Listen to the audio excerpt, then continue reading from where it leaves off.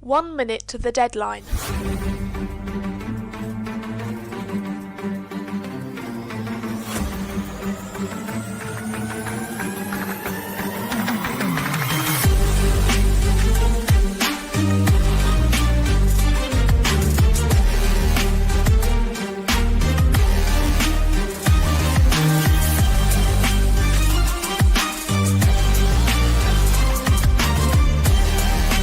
Seconds. 10,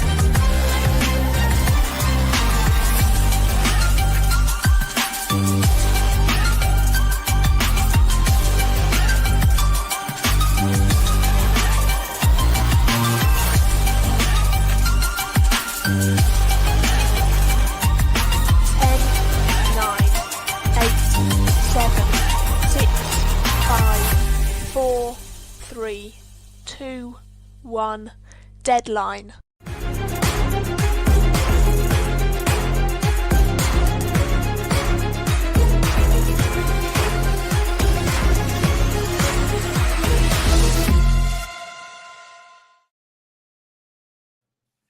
Hello, and welcome to the DBN broadcast of the VDC 2024 Championship game. You all should know me by now. If you don't, I'm Siobhan Nolan. I'm coming to you from San Jose, California, and I've got a couple of pretty awesome people with me today. So let's introduce them. Brandon.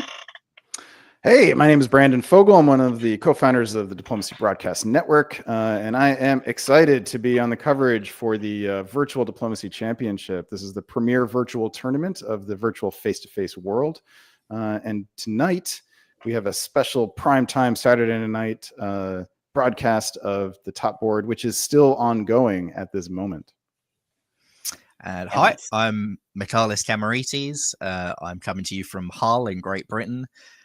Perennial contender on top boards, and I'm just excited to be commentating on this one, so it means I can't lose it. Well, we're all winners because we're here on the broadcast, I think. But before we get started on the board we're about to talk about, just a couple of updates and announcements. We got a really exciting beginning of the year coming in with this VDC. We've got DBNI coming up, which Brandon will talk about in a minute. But 2 weeks from now is Cascadia in Vancouver, run by Chris Brand and Riaz Virani. Excellent tournament. I've been a number of times, won it twice. Unfortunately, will not be there myself this year, but everyone should go. And then most importantly is run by Adam Silverman and myself. Coming up the first weekend in April is World DipCon in San Francisco, California. And the most important thing you all need to know is that early registration pricing will be ending in about a week and a half. So if you want to get in a little lower rate, now's the time to commit. But going back to what I was talking about, DBNI, Brandon, do you want to talk about that a little bit coming up? Yeah, sure. So the DBN Invitational is the premier end of season event in the diplomacy world. This is a tournament now in its fifth iteration, and the Invitational takes tournament results from competitions around the world. So both in the virtual world, global competitions like the Virtual Diplomacy League, the Virtual Diplomacy Championship that we're covering tonight, as well as a couple of other leagues and a couple other tournaments, combines them with the in-person face-to-face tournaments as well, which take place across North America, Europe, and in increasingly numerous fashion, Australia and the greater Asia Pacific area. We take all of those tournaments, plus some from the extended deadline world, which is press tournaments that are, or press events that are spread out over days, like a turn per day or two, where all of the communication is done through text. Combines all of these events into one standings that ranks all of the players, and we take the top 28 of those and pit them against each other in winner-take-all games in the first chance semifinal games. Then we take the remaining top 21 seeds put them in last chance games, and the winners of those games advance to the championship game, which takes place the following Saturday. This will all happen at the end of February, and the championship game will be in the first weekend of March. This format is now in its third year of these winner-take-all games, and it's been really fun to watch. It is difficult to play. I played in the last two. I'm not going to be playing in this one. It is a difficult format to play. It really tests the player's mettle and their diplomacy skill and their ability to handle a board in which they cannot offer any other incentives to the players other than helping them increase their path to victory or get revenge on someone else. But everything's within the context of the game. It is the biggest collective competition of diplomacy in the world, combining hundreds of players over hundreds of boards. And it is the perfect capstone to a diplomacy season. And we're going to do it again for the 5th time in about a month. Yeah, no, it is. I've played in one DBNI, and I can attest to what Brandon was saying. It is the hardest games of diplomacy I've ever played. McCullis, I can't recall. Have you been in some DBNIs? I have, yeah. I was #1 seed last year and naturally didn't make the final from that position. Yeah, I'll play it again this year, see if that one goes a bit better. All right, well, I look forward to it. I am also not playing this year, so maybe Brandon and I can host instead of I will definitely ripping our hair out. I'll definitely be on a lot of broadcasts. Siobhan, I don't think you have played in a DBNI ever, have you? I played in one, was it 2 or 3 years ago? I feel like we were on a board together, Brandon, and I was quite salty with you. But we'll have to go back and check the records. Oh, okay. I feel like I remember a certain board with Siobhan and Marcus Zylstra from that first ever DBNI. That would have been probably 2023 or 2022 after I won Cascadia. Likely would have been it. But anyway, we'll check the records. We'll get back to you, DBN listeners. We'll find out exactly who Siobhan was angry with and why. But before we move on to the VDC championship game, I just want to give one more announcement. Justin Lohr down in Southern California, which has been being absolutely ravaged by some wildfires that have been happening, has set up a QR code where you can go and donate to the relief efforts that are happening there. I'll leave that up for a little while, but honestly, it is such a good cause, and it's going to be devastating to Southern California and the LA areas for a long time. So thank you, Justin, for that. Stay safe. I know that we've got a couple diplomacy players down there, so I hope everyone's doing good and everything they need to be. But in the meantime, I believe let's move on to talking about tonight's game, which, as Brandon said, is still ongoing. So I'm going to pull up a list of the players, and we're going to talk about them. McCullis, let's start with you.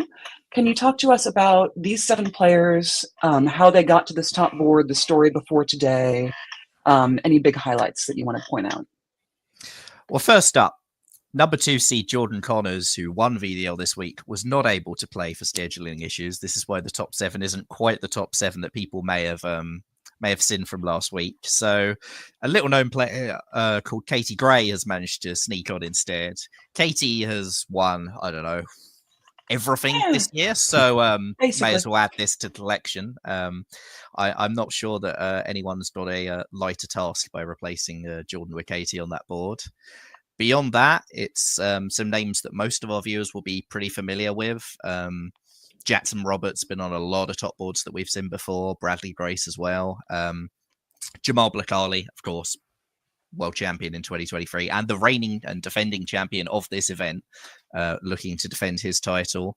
Jason Gray is the exception. He's the new kid on the block. I believe this is his first major top board. I think he was on the Snake Pit top board from the Australia Pacific League.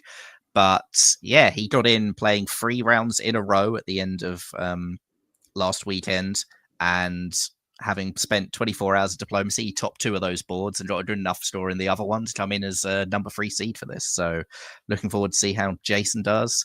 Jason Bennett as well, someone we saw a lot of in 2023, haven't seen as much of lately. So good to see him back. And yeah, I'm looking forward to it. There's been some very good games to get here.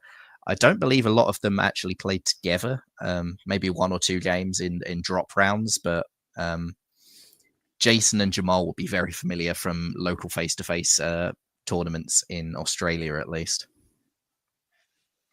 All right, thank you. And Brandon, what stands out to you here? Who are you looking at? Are you looking at any rivalries, anything interesting in the names you see? I would look, the 2 that jump out immediately are Jamal and Katie, for obvious reasons. Both of them have won major tournaments, as well as other tournaments. So I have a feeling they're going to be sort of sources of gravity that kind of draw attention from others, especially Jamal. I think Jamal has, I think, scares people a bit more than Katie. One of Katie's sort of extraordinary virtues as a diplomacy player is that she manages to not come across as threatening.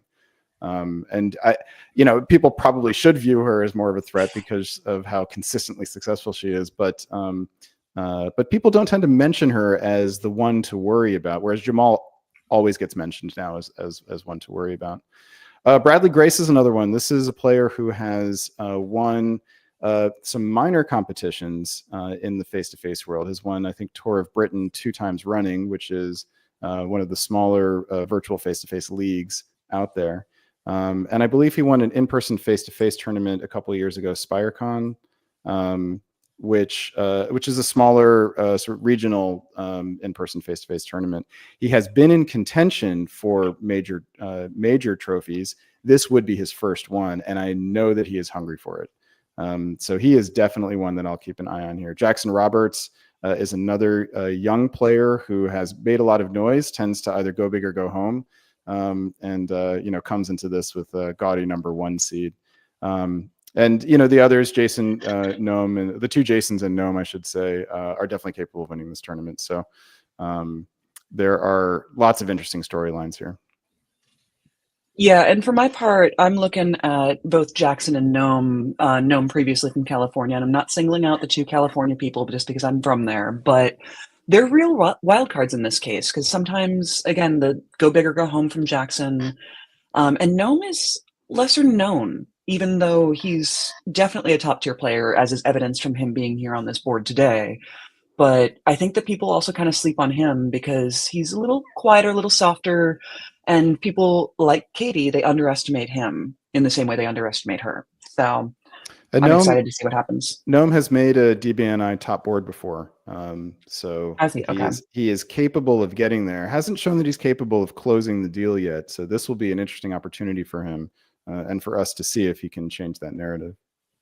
So the one game I do remember from last week involving these players was the final round when Katie didn't quite make the original top 7. And that was because Gnome stabbed her in an AT, and Gnome locked his place up and knocked Katie off of that top board.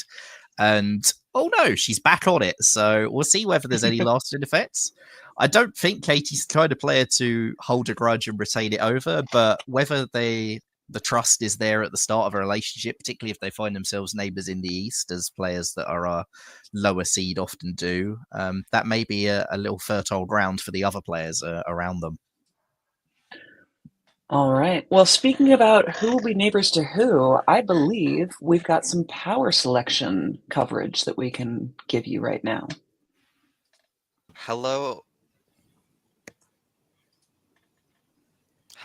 everyone, and welcome to the VDC Top Board Paris selection, which is happening with no technical glitches or problems of any sort. I guarantee you. We're just going to get started. So let's switch to the Paris method. Everyone knows how it works.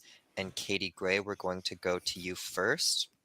Would you like to pick last or last? Last, please. Thank you. Sounds good. Jason Bennett, what say you? Before or after Katie? I'll pick after Katie. Nice. All right. A choice. All right. Noam, you're going to keep it going? Sorry, I'll pick before Katie. No, that's very lame. Jamal, what do you think? I'm sorry, Jamal's not here. My name's Karthik. But Karthik, I'm going to pick where would you like to after pick? Noam. I apologize. After Noam. Okay.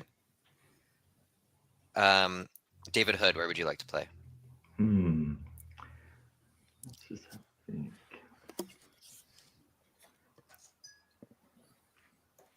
Nobody's playing as Matt Tatanchi here, so you guys will have to, keep the pace up.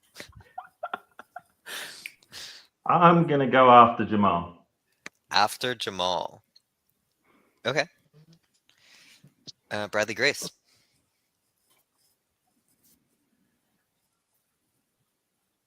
I'll go after Jason Gray. After Jason Gray. Okay. And Jackson, or sorry, Johnny Gillum, new player to me. How would you like to? I would like to pick after Jason Gray. And that sends it to Noam, just like you planned it. First pick. What do you want to play? Yeah, wow, I was not expecting that. I will go with France. Jamal? This was definitely not how I was expecting this to go, so I'm going to need to take a Tatanchi second. Karthik Conniff would never.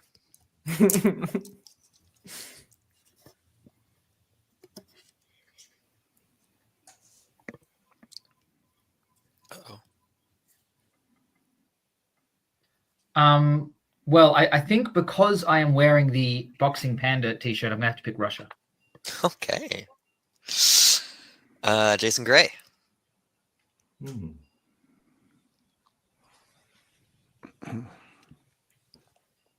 Sorry, this is not what I was expecting either.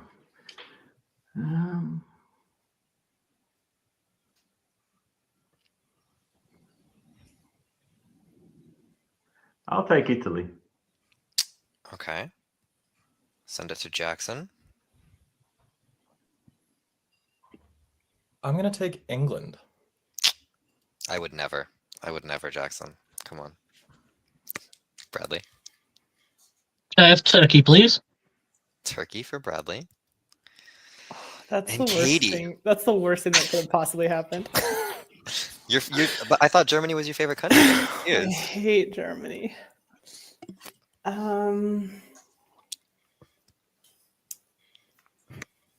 Oh boy. Oh, I didn't think this was going to take me long at all. I'll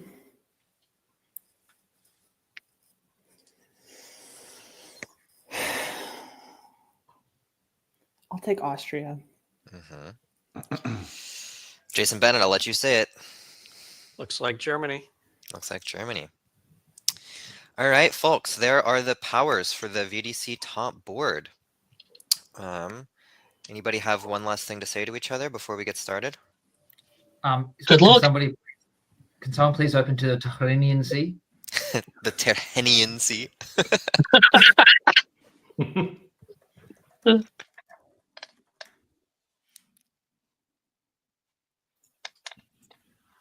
All right. Well, that was an interesting power selection. I know I definitely have some thoughts, but we'll start with you two. Brandon.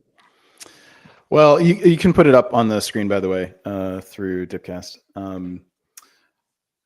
So I watched it live, and I then interviewed a couple of the players, as you'll see afterward. And it was wild. Nobody expected that much dropping down, and I think the general consensus is that it was a reaction to Jamal, that people wanted to go below Jamal and see where he picked. I thought it was interesting that Jamal ended up picking Russia. He credited the decal on his shirt for it, and I suspect he knew pretty quickly that he was going to pick Russia, but wanted to make it seem like like he was deliberating. I was a little surprised, though. I actually would have thought that he would take that he would have taken Italy in that case if he were worried about being a target. Yeah, that's the number one thing that stood out to me here. All right. How about you, McCullis? So I know as some background information that Jamal and Jason Gray haven't always been the best of allies when they've played together in the past. I think Jason Gray picked Italy as the only option of a country that didn't border Jamal. I think that was a very deliberate decision by him there. It was interesting at the end. I know Katie's thoughts on Germany and how much she hates playing it. I'm not surprised she took Austria. I think she was probably initially delighted when Jason dropped below her, because she would have expected to get Austria from that position anyway. I think she made it seem like a harder choice than it really was to her there. She likes playing Austria. No, she definitely loves playing Austria, and I think that might have been a little pre-diplomacy on her part there. What do we feel about Jason choosing to drop below Katie in the selection order? If you're going to choose to drop and you still end up with Germany, great. I mean, it's not the worst thing in the world, right? Yeah, we'll see from the interview. My suspicion is that Jason didn't want to have to make a choice. I think there is a virtue in that, actually. I just get what you get. And it felt like a lot of players, to me at least, were wary of being higher in the picking order, and maybe that's due to some results that had come down to those tiebreakers of when you're lower in the selection order, it can actually benefit you. So we'll see how that turns out. Oh, I will say also Jackson choosing England actually surprised me a little bit because England was the obvious choice. And I tend to come to view Jackson as somebody who doesn't do the obvious thing. So I wonder actually though if it's a little bit of a conservative option by Jackson, and he may come to regret that. So we'll find out. Okay. I mean, when I've played top boards with Jackson in the past, he has tended to always go for the obvious picks on countries. I was actually more surprised that he dropped down and didn't take France than that he took England when it was the one that was available there. Okay. I will say for Gnome, getting France as the number 5 seed is quite nice, because one of the problems with France on top boards is that if you're viewed as a player that is a threat, usually because you've gotten a high seed, and you pick high and you take France, it makes it very obvious that you want it. And that definitely encourages you being targeted by others. Whereas Gnome sort of, happening into it, he gets to have this country that has lots of natural strengths without having to look like he really wanted it badly. So it's a nice early win for Gnome. All right. So before we move on to the player interviews, which were done, I believe, Brandon can confirm, after power selection was done. Yeah. Are there any more thoughts about this board that we want to say, or shall we just go right into it? Let's go. All right. I'm here with the number 7 seed, Katie Gray, who finished the season in 8th place.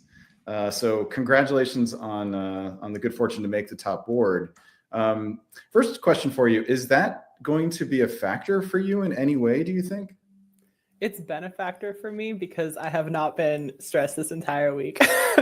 I'm just I'm on bonus time, right? Like if whatever I do is nice, I wasn't really supposed to be here anyway. So if it goes horribly, I don't have to feel bad about it.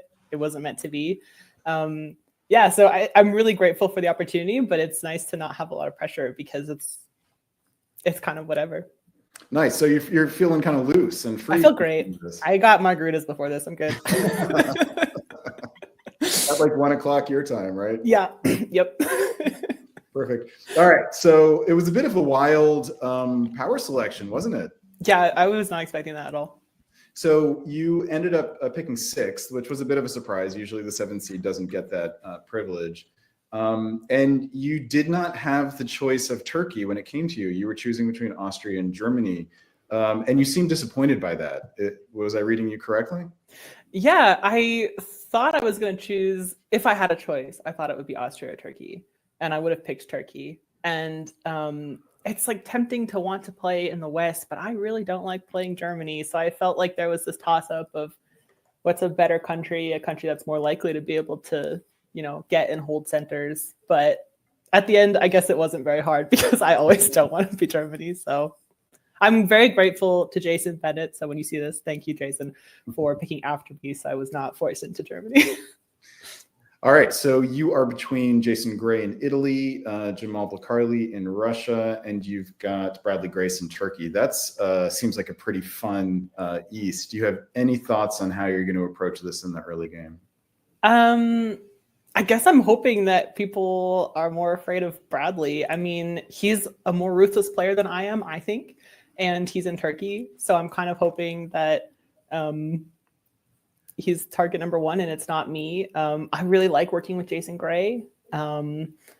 I think that working with Jamal could be fun, could work well. So I guess I'm hoping that Bradley's a bigger target than me and that the Australians aren't going to stick together after Bradley's gone. It's the ideal scenario, but okay. So you want AIR coming out of the gate? I think I would like to work with Jason Gray. I think AI is my primary hope. If Jamal's also on board, then yeah, I mean, obviously that would be great. All right. Well, good luck. I'm going to be on the call tonight, so I look forward to seeing how things go. Thanks, Brandon. All right, Katie.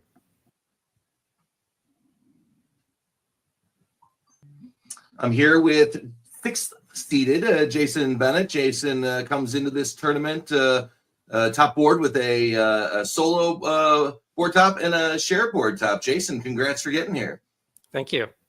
So I just caught the power selection, and you dropped from 6th to 7th. What gives? Well, I figured the 2 or 3 countries that would be left were going to be kind of typically ones that can be squeezed. So I felt like my best shot was just to have that opportunity to maybe come out a little bit at the end, on top at the end, and just not really worry that much about who my neighbors might or might not be. So you played a couple games with some players on this board based on the board selection. What's the strategy going in? It's going to be probably finding some new friends because I ended up being in the West where I played the least with those 2 players and 1 game with Jamal. So it'll be kind of like a brand new game for me. I had closer plays with Jason and Katie and even Bradley down in Turkey. So we'll see how that goes. All right. Well, we wish you the best of luck. And with the strongest tiebreaker, maybe we see you at the end. All right. Thank you. Thanks, Jason. Hello, Gnome. How's it going? It's going pretty well. Yeah. Can't complain. I got France. I guess that's good. What do you mean you guess that's good? You know that's good, right? I mean, yeah, but it's kind of weird that like nobody wanted to pick before me. I feel like I'm I don't know. Something seems a little sus about it. You feel like you've been set up somehow. We'll see. I mean, what was your plan going into the power selection, or did you have a specific plan? I didn't want to end up with Germany or Turkey or ideally Austria. So I was thinking, I'd probably either get Italy or Russia, which I'd be pretty comfortable with. And yeah, I just was not expecting to be in a situation where I'm picking first. And, even though I wasn't expecting to have the option of picking France, I mean, I feel like if the option's, in front of me and like, I don't know where any of the other players are positioned, it just seems like the safe bet. Well, it's certainly a reasonable way of looking at it. Any other surprise, other than the fact that you got to pick France going first, any other surprises, any neighbors that you weren't expecting to have, that sort of thing? To be honest, I haven't played much with Jackson or Jason Bennett, and I believe they're both my neighbors, and so it's going to be interesting. I guess I'm going to have to adapt on the fly and try to understand their play styles, and I'm happy to see that Jason Gray is in Italy because he seems like a pretty reasonable guy. So I'm hoping that we can work something out. Were you in any way thinking about what your French strategy might be going into this power selection, or was that just not in your mind? I don't think it was about a France strategy in particular. I think, the strategy that I want to take for the board is it's a long game. There's no need to pull ahead early, and just keep in mind that like it's going to go until the end, and try to be positioned for the end game, not for like the middle game. Now, this is not your only rodeo. In other words, it's not your first rodeo. You've been on top boards in pressure situations before. Anything in this particular one that's giving you pause or frankly giving you hurrahs in your head? I can't wait. This is awesome. This is better than the last time. It's nice to have been on a couple top boards before, so I kind of don't feel as nervous about it. I think my plan is to play a level-headed game, try to be pretty straight with people, and at the end you want allies. When it comes down to the race at the end, you want people that are rooting for you, and so that's what I'm going to hope is going to happen. Well, I wish you all the best, Gnome, and I hope that you can figure out a way to work with these neighbors that you're not familiar with. I think you will enjoy working both with Jackson, or playing both with Jackson and with Jason. They both have interesting play styles that I think you'll enjoy. Yep, well, I hope so. All right, man. Good luck to you. Thanks.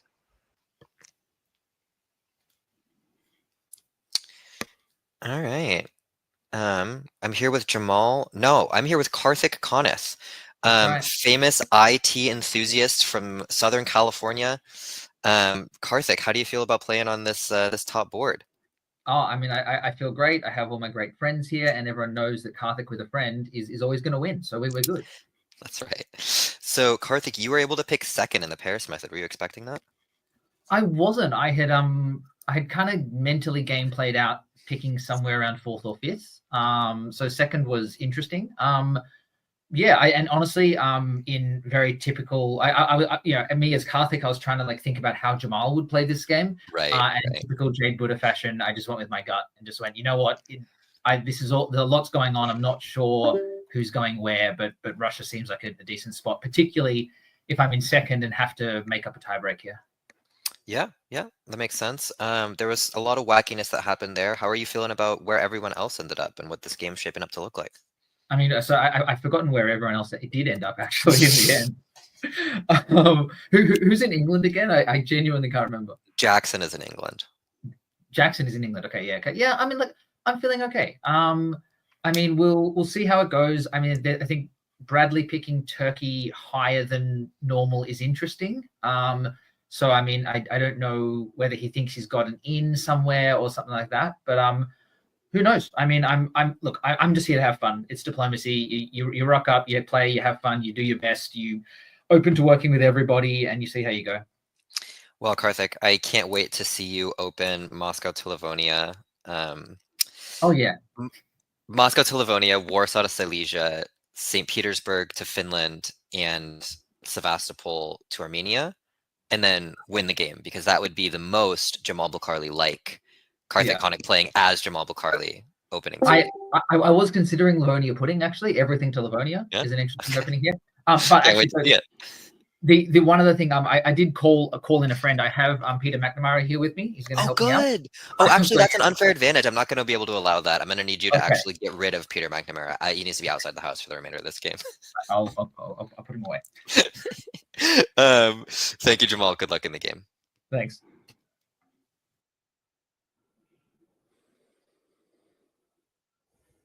All right, I am here with the number 3 seed, Jason Gray, playing with us from Australia, I believe. Is that right? Yep, Sydney, Australia. Excellent. So it's first thing in the morning for you, is that right? 8 a.m. All right, and Jason, I believe this is your first appearance on screen on DBN, is that right? Yep, first sort of real final board.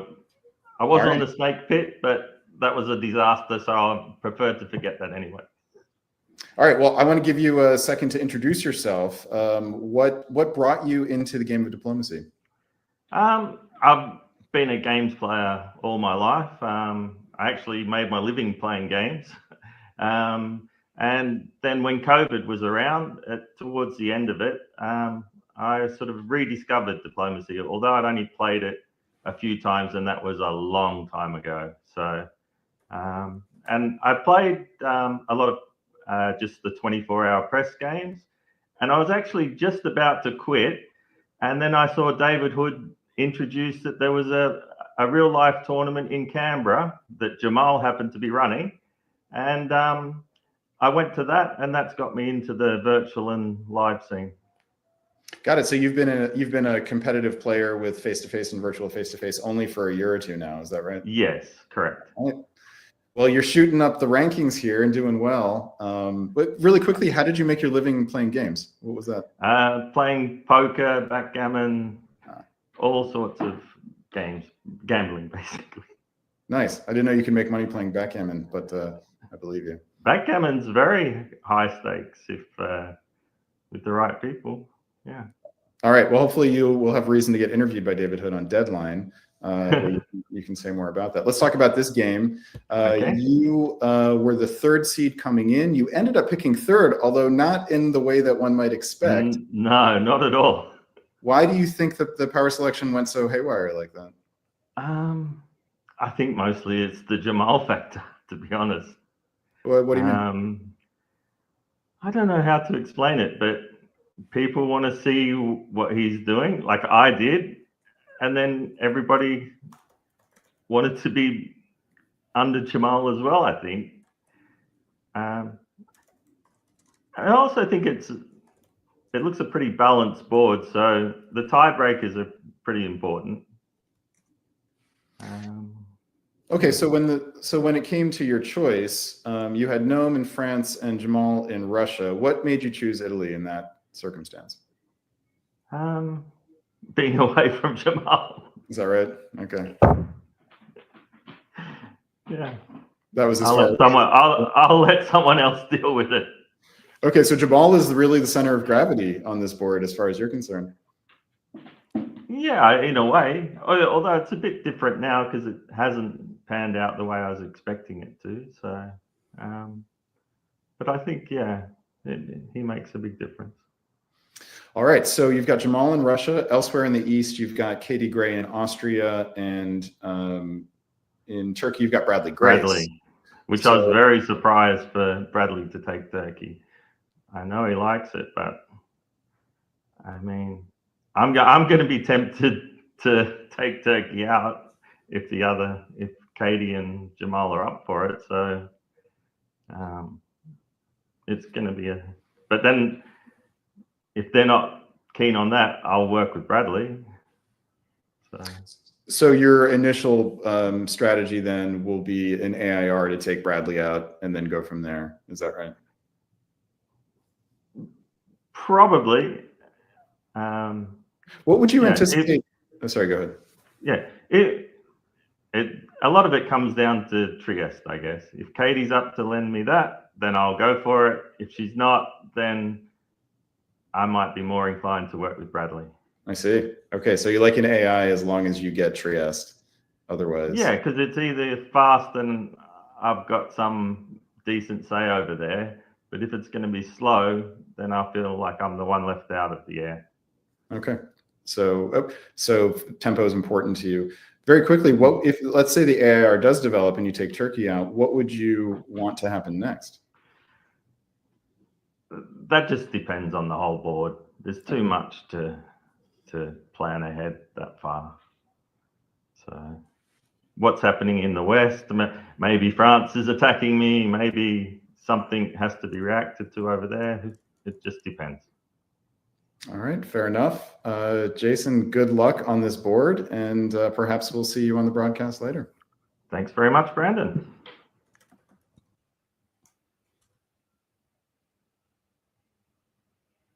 Bradley Grace, welcome to your DBN interview. Thank you. Another top board. Let's have fun. Yeah, it's exact. I was getting ready to say another opportunity for you in a big contest and a big top board to do well. And here you are playing Turkey, which I have seen you do before in pressure situations. What do you think about that? It's a country that I know quite well, so it's a pick. And I sort of decided earlier this week I'm going to probably pick Turkey unless certain country scenarios come available. And it almost happened. Jamal being in Russia and Jackson being in Italy was like the one I didn't want to be Turkey. But then Jason picked it, so I was happy. Well, Jason picked Italy, you mean? Yeah. Yeah, exactly. Yeah. All right. So were you tempted at all to hold out for, I guess you had what, Austria and Germany were available as well? At that point, I was almost certainly going to pick Germany or Turkey, and it just depended on who was in the East with me. So I just went with Turkey. Feeling good. How do you feel? Overall, how do you feel about your neighbors and the way the power selection went? So I believe in patterns. And the first ever VDC was won by Turkey, and then the third one was. So maybe the fifth one is as well. You know, it's all possible. As for the powers, I know Jason well, I know Jamal well, and I've never played with Katie. So yeah, I'll figure it out as we play the game. That's kind of shocking that you've never played with Katie Gray at this point. I think maybe I have once, and it was like she was in the West doing her thing, and I was in the East, and then it drew quickly. Like maybe, but I've never been neighbors and interacted, so just gonna have to figure out how that goes within the game. Are you worried at all about an early, AIR against the corner power Turkey thing? I mean, we've seen it. Are you worried about it? I mean, which Turkey isn't worried about it is the real question. I've got some ideas up my sleeve, but they might crash and burn. As Turkey, you either going to have a really good game or a really bad game. I'm betting on a good game. Well, I hope you're right. Any final thoughts for our audience about what you're thinking going into this top board? I'm here to have fun. It's 9:15 at night because no other Europeans made it. I've got to keep the energy levels up and have fun with it. And then hopefully a result comes out of it at the end. All right, just pump yourself full of caffeine and good luck, Bradley Grace. Thank you, David.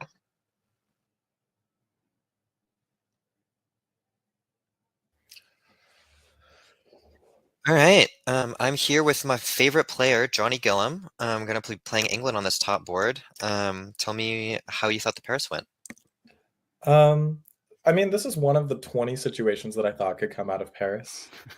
I think the biggest surprises are Gnome ending up first, but other than that, it's a fine Paris. Don't normally see Germany going as low as I think it did here, but I think that we have a couple anti-Germany players in those 3 to 6 slots. Turkey definitely is not what you think goes in 5th.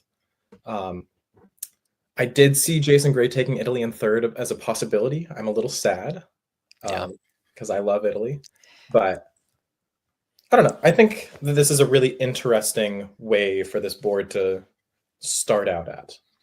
I had you in Italy in our own internal sideline, like bets on who would get what. That is not a bad placement. I think that I was ready to play 3 countries. I think England, France, and Italy were the 3 that I kind of had in my mind that I would play. Got it. So how do you feel about where the powers on the board, where this thing's going to shape up? Do you feel good, nervous, excited? I think that this is 1902 is definitely going to be the telling year in my mind. I don't think that we're going to see too many aggressive moves out of a lot of these players. I think that we might see very, very friendly relations between Bradley and Jamal. I know that they've worked together well in the past, but I think that this is going to be one of those top boards that ends really at that 7 or 8 center count number. I don't think we're going to see those double digits on this one. So yeah, I think this is a good shakeout for what's happening. Not the West that I thought I was going to see. I'll tell you, Jason Bennett and Gnome were not the idea that I thought I was going to be placed next to those 2 powers. I thought that they were definitely going to end up on different sides, but I'm okay with this. I really don't know what I'm doing, to be honest. This is one of the less prepped countries that I had thought about. Sometimes that's for the best. Yeah. Well, Johnny Gillum, I, for one, will be rooting for you to win this top. I hope that you are rooting for me, Johnny Gillum. You decide which way you want to interpret how I said that. That's right. We'll see. You'll see normal Jackson play out of Johnny Gillum today. The way too patient top board player who's behind a bigger power for a lot of the game. If I'm not gone in 02. I'd be surprised. Jackson, thank you very much. Have fun in the game. Absolutely. Have a good one. Enjoy watching. I will. Sorry about that, everyone. I clicked to us way too soon, but I was so excited to talk about some of the stuff I heard in the interviews. First of all, I want to say a big thank you to Johnny Gillum, David Hood, Brandon Fogel, and Kevin O'Kelly for doing these interviews today. Always good to hear from them. But McCallis, we'll start with you. What are some of your highlights from what you heard? I think it says a lot about Jamal Blatali's popularity on a board nowadays that LARPing as Karthik Konaf is something he think will improve it. So if that's the depths that Jamal feels he needs to plunge to, then maybe he's going to have a tougher time than one would expect. Now, I just want to say that analysis that can take out not just one, but 2 people at once is high quality. Well done, McCall. I mean, chef's kiss. Love it.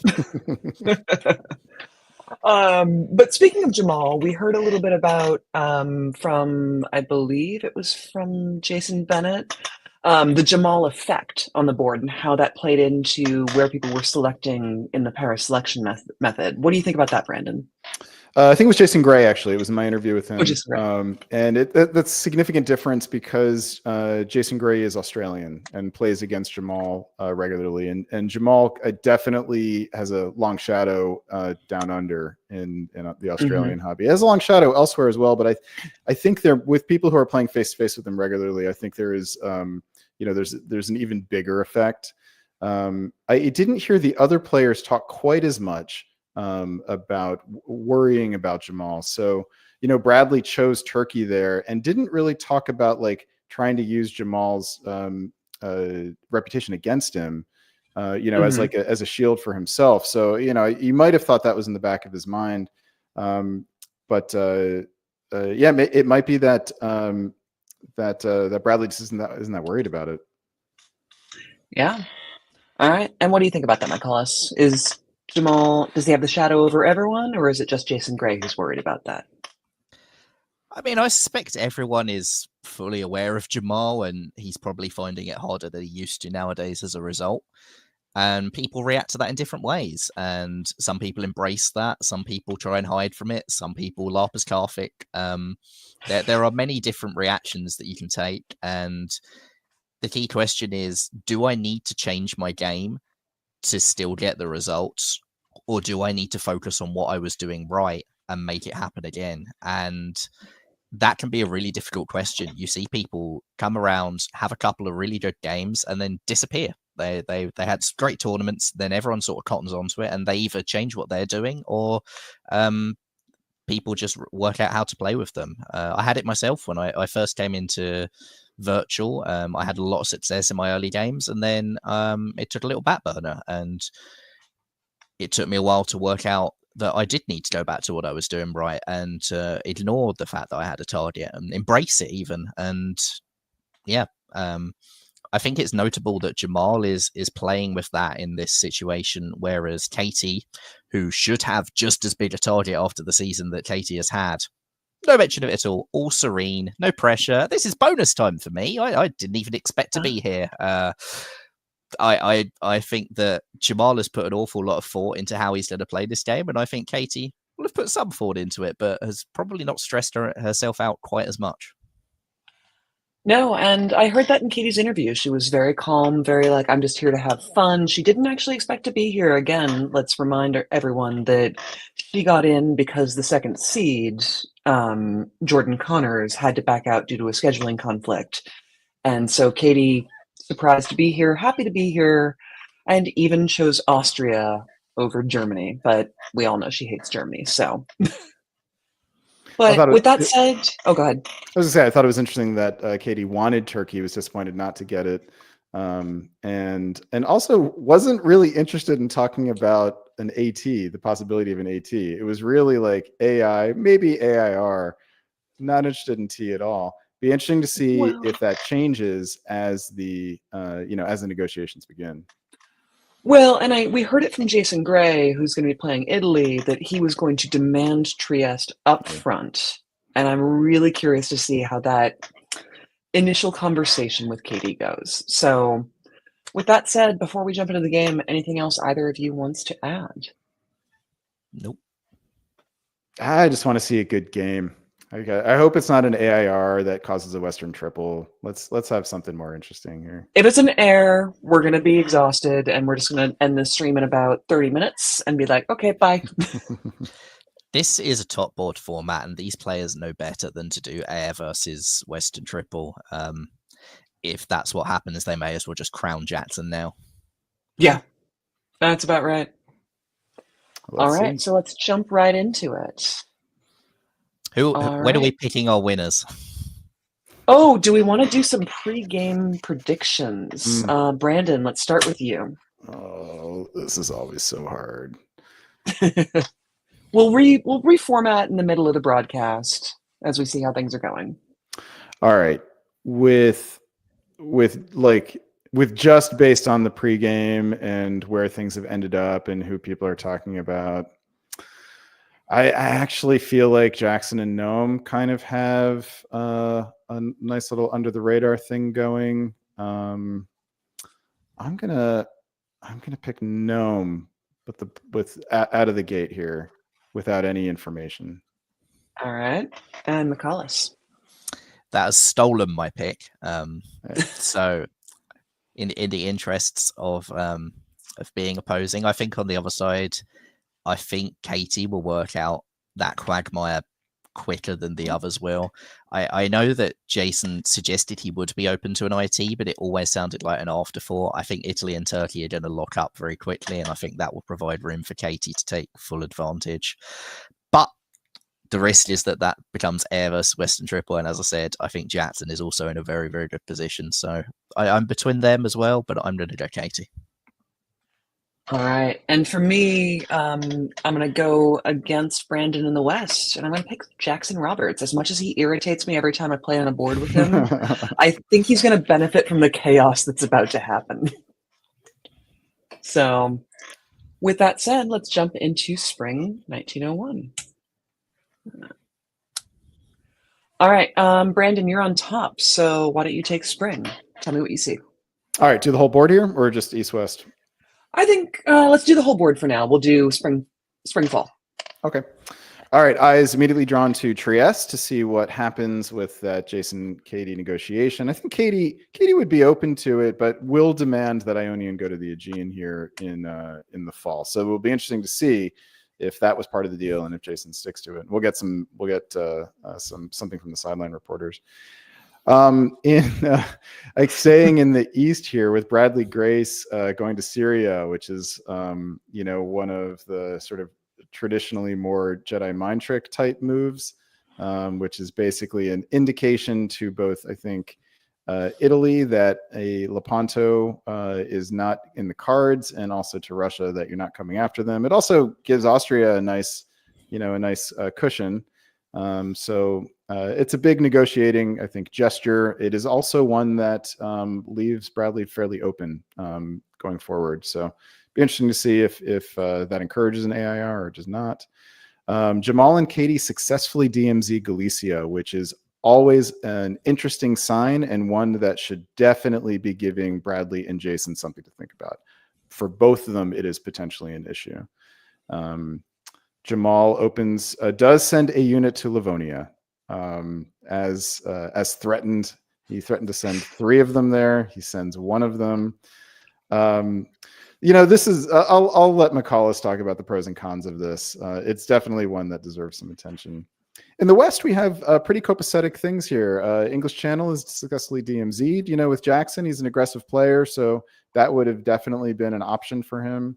We have Nome. I believe this is the Hood Hog, the classic Hood Hog. Send both armies towards Belgium. And I don't know if the classic Hood Hog requires Brest going to the English Channel or not. It does? Yeah, it's all 3 on Belgium. All 3 on Belgium. On Hood Hog. Okay, so we'll call this a moderate Hood Hog. Lightly the Hood smoked, Pig. Lightly smoked, I think. We'll use the Starbucks sizing. It's a tall Hood Hog. A tall Hood Hog. All right, so but Noam says I want Belgium. Part of that involves going to Burgundy, right? So this is something that Jason is going to have to contend with come the fall.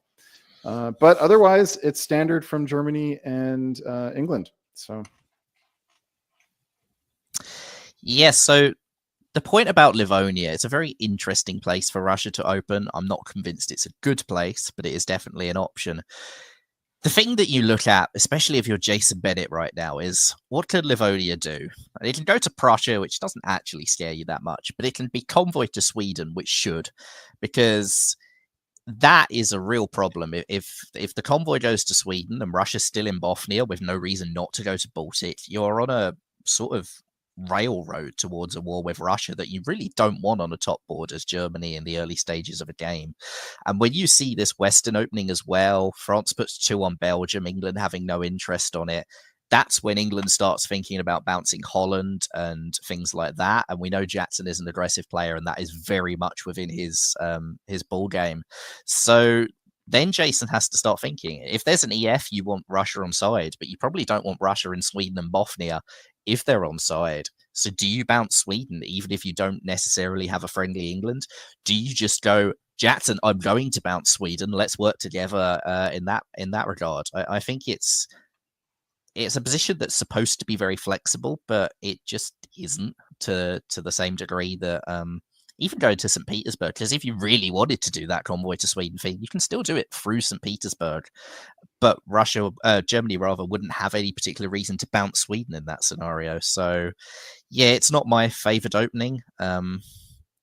I do also think it's notable. We see the Trieste loan a lot nowadays. We don't see the Trieste loan in spring as often as we used to, precisely because some people, such as myself, have repeatedly used it to take Greece and screw Austria. So Katie's got a lot of trust in Jason Gray that this would not backfire on her, and that she's probably got a strong read that Jason and Bradley aren't going to be working together here. Yeah, I'll add on go ahead. on this Livonia move that it puts Jason in a really difficult position, because he either allows Livonia into Sweden, or he says no, in which case Jamal's likely to move to Baltic and Prussia, and they're on a collision course. Or Jason says to Jamal, you can have Sweden, and then bounces him in order to prevent that, in which case he's had to spend political capital, diplomatic capital, and possibly damage the relationship. So Jason, I think, needs to do everything he can to get that army moving, either to St. Petersburg or back to Moscow or to Warsaw here. I will say there is one other option for him to do there, which is to say no and then not bounce it, and maybe take the chance on bouncing Baltic and something like that. Because the risk is that if there's a strong ER here, what actually happens is Jamal baits Jason into bouncing to Sweden, doesn't go to Sweden, goes to Baltic Sea. Meanwhile, Jackson sails into Denmark behind. Sweden's now horrendously isolated, and Germany is completely collapsing in the north as soon as spring 1902. That would be really high. Okay. That would be really high quality foresight on Jason's part, because that would lure Jackson into going to Denmark here rather than Holland. So then he could, Jason could go to Baltic, send Kiel to Denmark just in case that isn't what happens, and row to Holland. That'd be nice. That'd be a really nice play of diplomacy. All right. Well, we'll see how prescient all these players are, but let's move it on into the fall. And we'll start with you this time, Michaelis.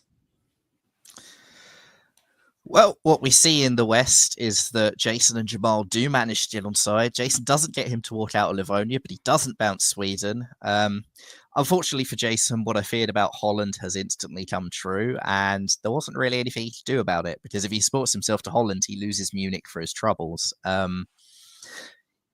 If that's what you think, if you really think that France is going to take Munich, you have to actually make a pretty tough decision at that point about which of them is the bigger priority. And in this case, he's decided to play conservative, keep his home centres. I'll let Brandon talk more about whether that's always the correct decision there. The East, meanwhile, is looking very ARR-y. Straight into Aegean. There's no stab for Greece. There's no IT nonsense. Apulia does go up to Venice, which could spell some interesting things, but could also be a preparation for air to charge to the line immediately. We said this probably won't be air versus Western Triple, but this could just be air against still chaotic West if Jamal puts a build in Warsaw, because Piedmont, Tyrolia, Bohemia, Silesia, and Prussia, which is not usually possible, are all on the cards from that. The bright red flashing alarm signals should be going off in the West right now. If you look at Jamal Bukhari's positioning here, it is too good. He is in Black Sea, doesn't have a northern threat, now has a Germany that can't work against him. This is, I believe the EF needs to change course immediately, or they're going to be in big trouble. And unfortunately, I think a Western Triple is actually the right response to this, at least to get the AIR from advancing too quickly here. You've already gotten Germany a little bit hobbled. They'll probably be happy to get any sort of reorientation of alliance structure. But I fear that if England and France don't change course here immediately, fast enough to keep Bradley Grace from being eliminated, then something in the East is going to win this game. Yeah, I think Bradley's made a very interesting decision here as well. Not bouncing black, going to con. In some ways, it feels like a move too late, but in other ways, he presumably expected a G and probably expected Black Sea, or at least was aware it was possible. And he may well be trying to make this air look as scary as possible. Jamal's already in the Black Sea. This is Bradley's Klaxon to the west as much as it is the board in general. Bradley choosing not to bounce Black Sea here has made this air look 10 times more threatening than it would look if Black Sea was still neutral and they'd bounce there. Yeah, I agree. It's really savvy. It's very tough in Turkey as Turkey in this position. You really have to pick which poison dart is going to hit you, and then hope that you can tie a tourniquet and until you can have the poison extracted, and that this is as good as any. Yeah, and so what do you think, Brandon, about that Jason Bennett's decision to cover Munich here? Because when I'm Germany in that position, thinking both are going to be hit, I actually prefer to support myself to Holland, make France be free builds and make them a big scare threat and try and turn England that way. Jason had a similar decision to Bradley. He's chosen to keep them both honest. I think it's tough, and it kind of depends on the type of player that's in England, because some players will look at a 3-build France and say, attacking them doesn't do me any good. So I'm going to continue to side with them. I think that in this case, if you're Jason Bennett, you have to maintain some kind of structural integrity in order to try to convince EF to change course. If they feel like they can take you out, then they're going to keep trying to do it. If they feel like it's going to take too long to take you out, that AIR will gain the advantage, then they should change course. That would be what I'd be trying to do. I think I probably would have covered Munich here as well. Yeah. So, I mean, I think we've covered 01, and we could probably talk about this for another hour if we wanted to. Sorry. We did have a quick question in the comments. What did Bulgaria actually order? Supported Apulia to Greece. Apulia to Greece. Oh, so Bradley tried the IT. Okay. Although, given the fact that Bradley was going for the IT. Yeah, well, he brought the fleet from out to com, which isn't an IT move. So I think it was on the vague off chance it happens. Split the difference. Yeah. I mean, you got to pitch it, and Bradley's looking at a situation that doesn't look great for him. So he's got to pitch anything he can give and be like, I'll give you the support if I can. That said, Apulia to Venice is not a typical AI move. This case. But I mean, as McCullis, I believe, said earlier, like, is that just the three of them trying to get to the line as fast as possible, like Venice to Tyrolia, but I don't know. It's very rare that in Spring 02 you could see armies go to Piedmont, Tyrolia, Bohemia, Silesia, and Prussia all at once. Usually you might see 3 of those at most. All 5 is very different to normal. The problem is, though, sorry, and I know we got to move on, but if you're Jamal, I don't know if you want Germany taken out here. You're now having to choose between your fealty to the AIR and your desire to keep the West messy. Are we sure it's an air? But okay, I don't want to wax rhapsodic on this, but let's talk about builds for a second. Predictions. McCullis, why don't you take this here? What do you think people are going to build? It depends how prepared EF are. Fleet Marseille makes a lot of sense in this position. I think Fleet Marseille is a sensible build. I think Fleet Brest is a very problematic build for several reasons. It gives Jackson some concerns, and it's further away from Italy if Italy does jump on you. Beyond that, if Jason's angry enough, he could build Fleet Berlin. And Jamal has, if this is truly an air, there's a strong case for a fleet in the north, maybe even a South Coast fleet, although I hate them in 1901. Those are the ones I'm looking at. I think Jason and Bradley's will sort of write themselves, and Katie's literally writes itself. Well, Bradley does have a choice here, right? Whether to push for black or take a G in here. I think if you've gone Ankh to Con, you're going to build Fleet Smyrna. Yeah, unless black wasn't supposed to go, and then you might want to punish. Anyway, sorry, Siobhan. Yeah. No, you're good. You're good. We do have the sideline report, though, if you want to play it before we see the builds. Do you want to do it before? Yes. Let's get sideline. All right, folks. Here I have Jordan Connors, who certainly was not supposed to be playing this game. He always wanted to do the sideline because it's the best part of the DBN stream. And we're going to tell you what really happened in 1901, so you can disregard all that crap you heard from the analysts. Jordan, you were listening to the conversations in the West, so I'll let you kick off with what happened over there in the spring. I was, Johnny, and I'll tell you, it was a joy to be on the sideline. You get all of the juice, none of the stress. And I was focused out west. The very first thing that happened was Jason Bennett in Germany asked Jackson in England to chat. So Noam was on the sideline, sitting and waiting, palms sweaty, hoping to get in a room with somebody while his two neighbors are chatting. So that was a great start for Jason, but really everything went downhill from there. In the talk with Jackson, they were friendly, very non-committal. Jason wanted Jackson to know that he was focused on kind of a balance of power play. He was going to let Eastern moves dictate which way he ultimately went. They talked a little bit about kind of how the game is going to move forward, and that they thought it was probably going to be a winner winding up on 7 or 8 centers as opposed to 10 or 11. Jason said repeatedly he wants to open standard. He doesn't want to commit. He didn't say he doesn't want to commit, but everybody in the room could tell he didn't want to commit. And really that's how they ended things before they each got a turn speaking with Noam in France. So the next discussion was Germany and France, Jason and France. Noam told Jason, as he would tell Jackson later, that Noam wants to play an honest game.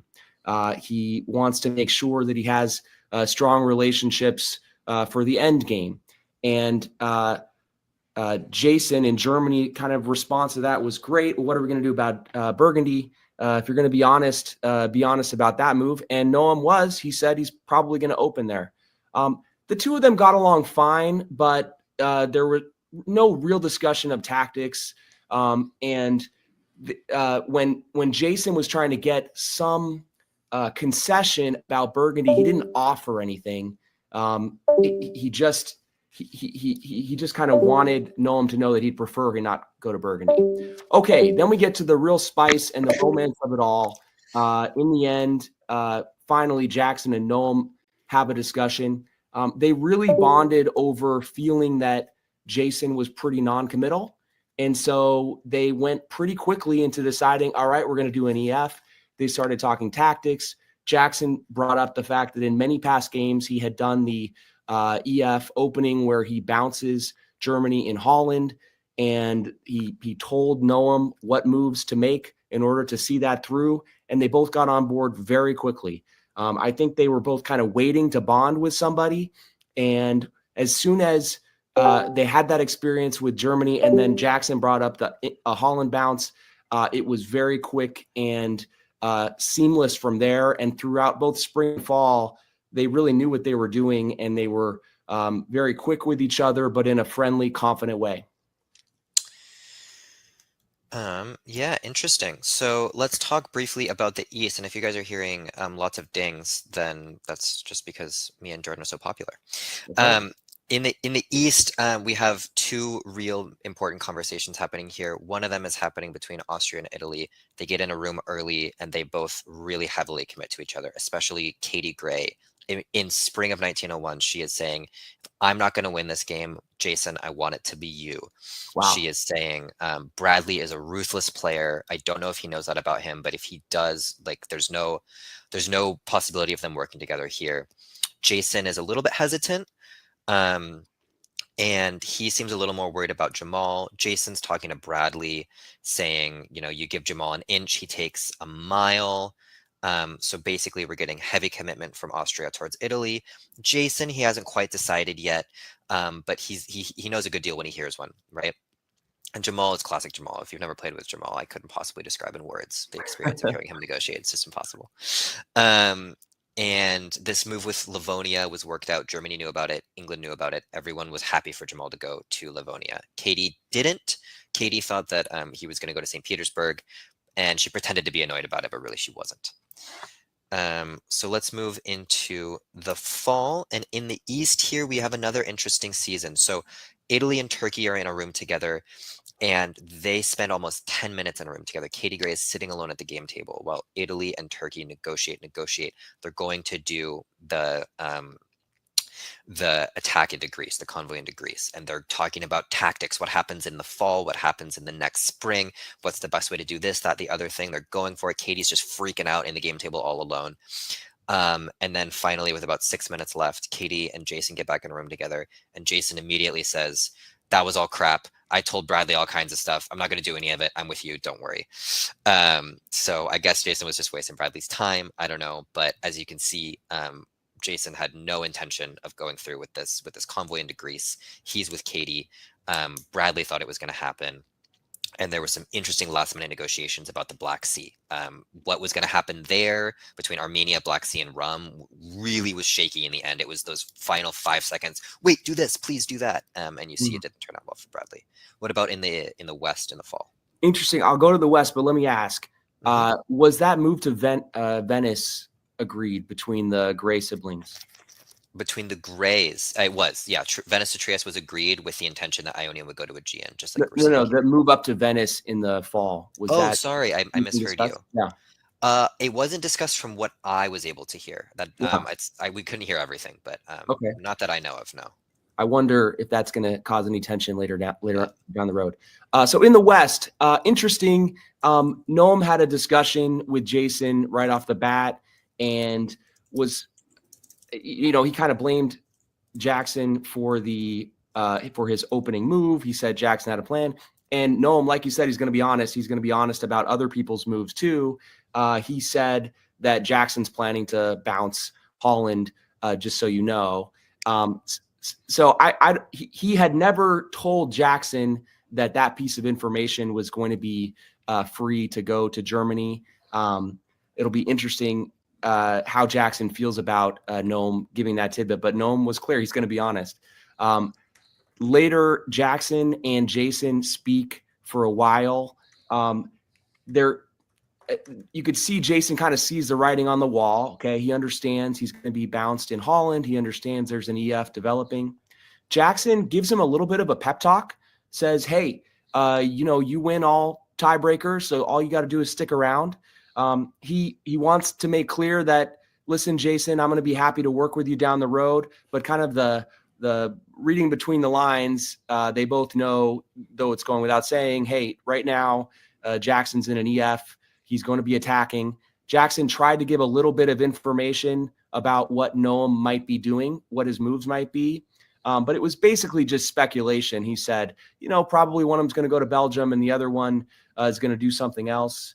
And he tried to kind of pass that off as being some key information that he is offering to Jason, I think, trying to build a potential option down the road. It's unclear if Jason will see it that way or not.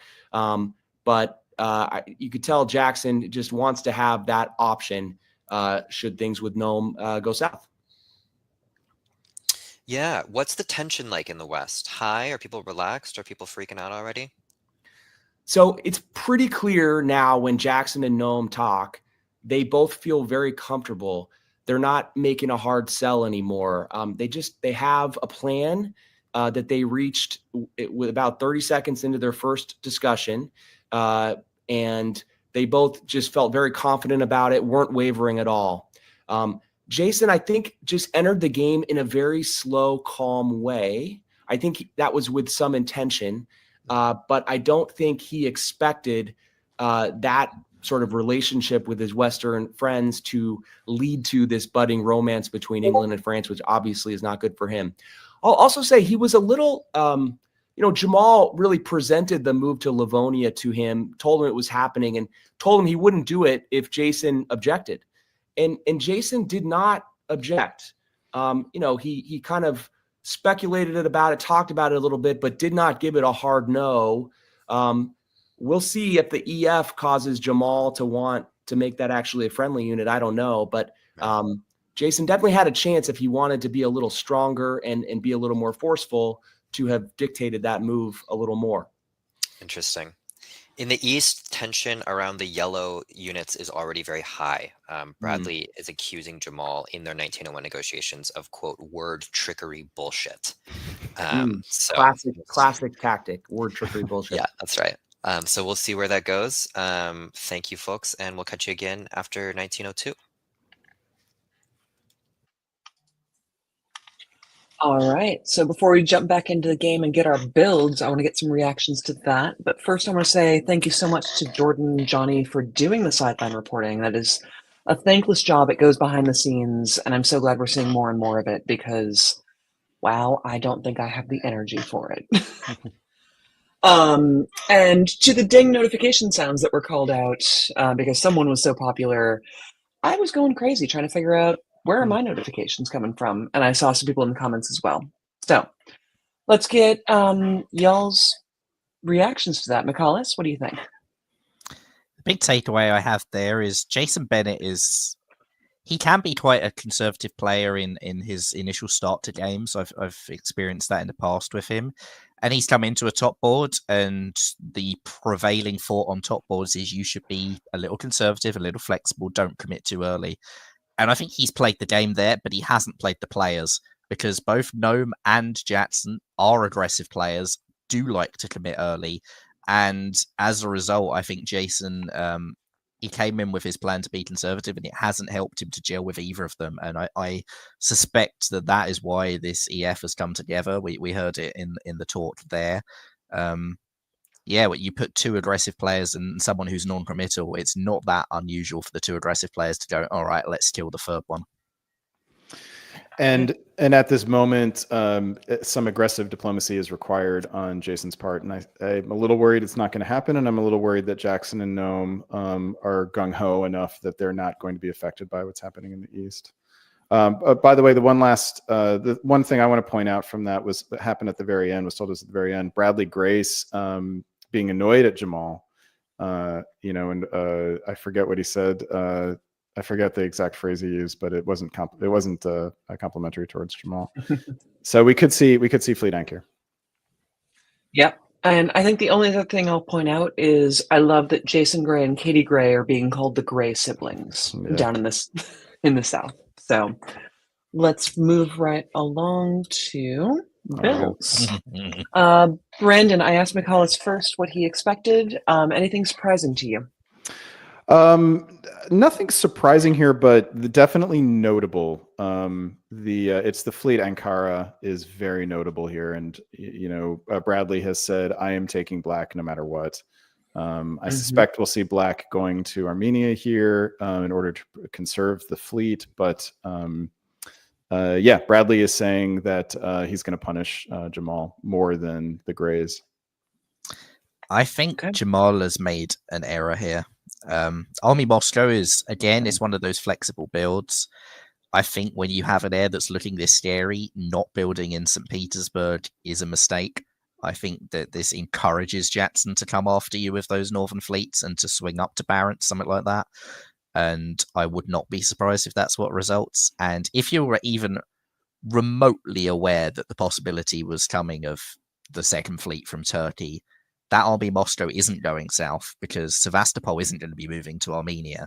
So, I think that this is not how he would have wanted it to go. I think that this is about as good a builds phase as could possibly have happened for Jackson Roberts.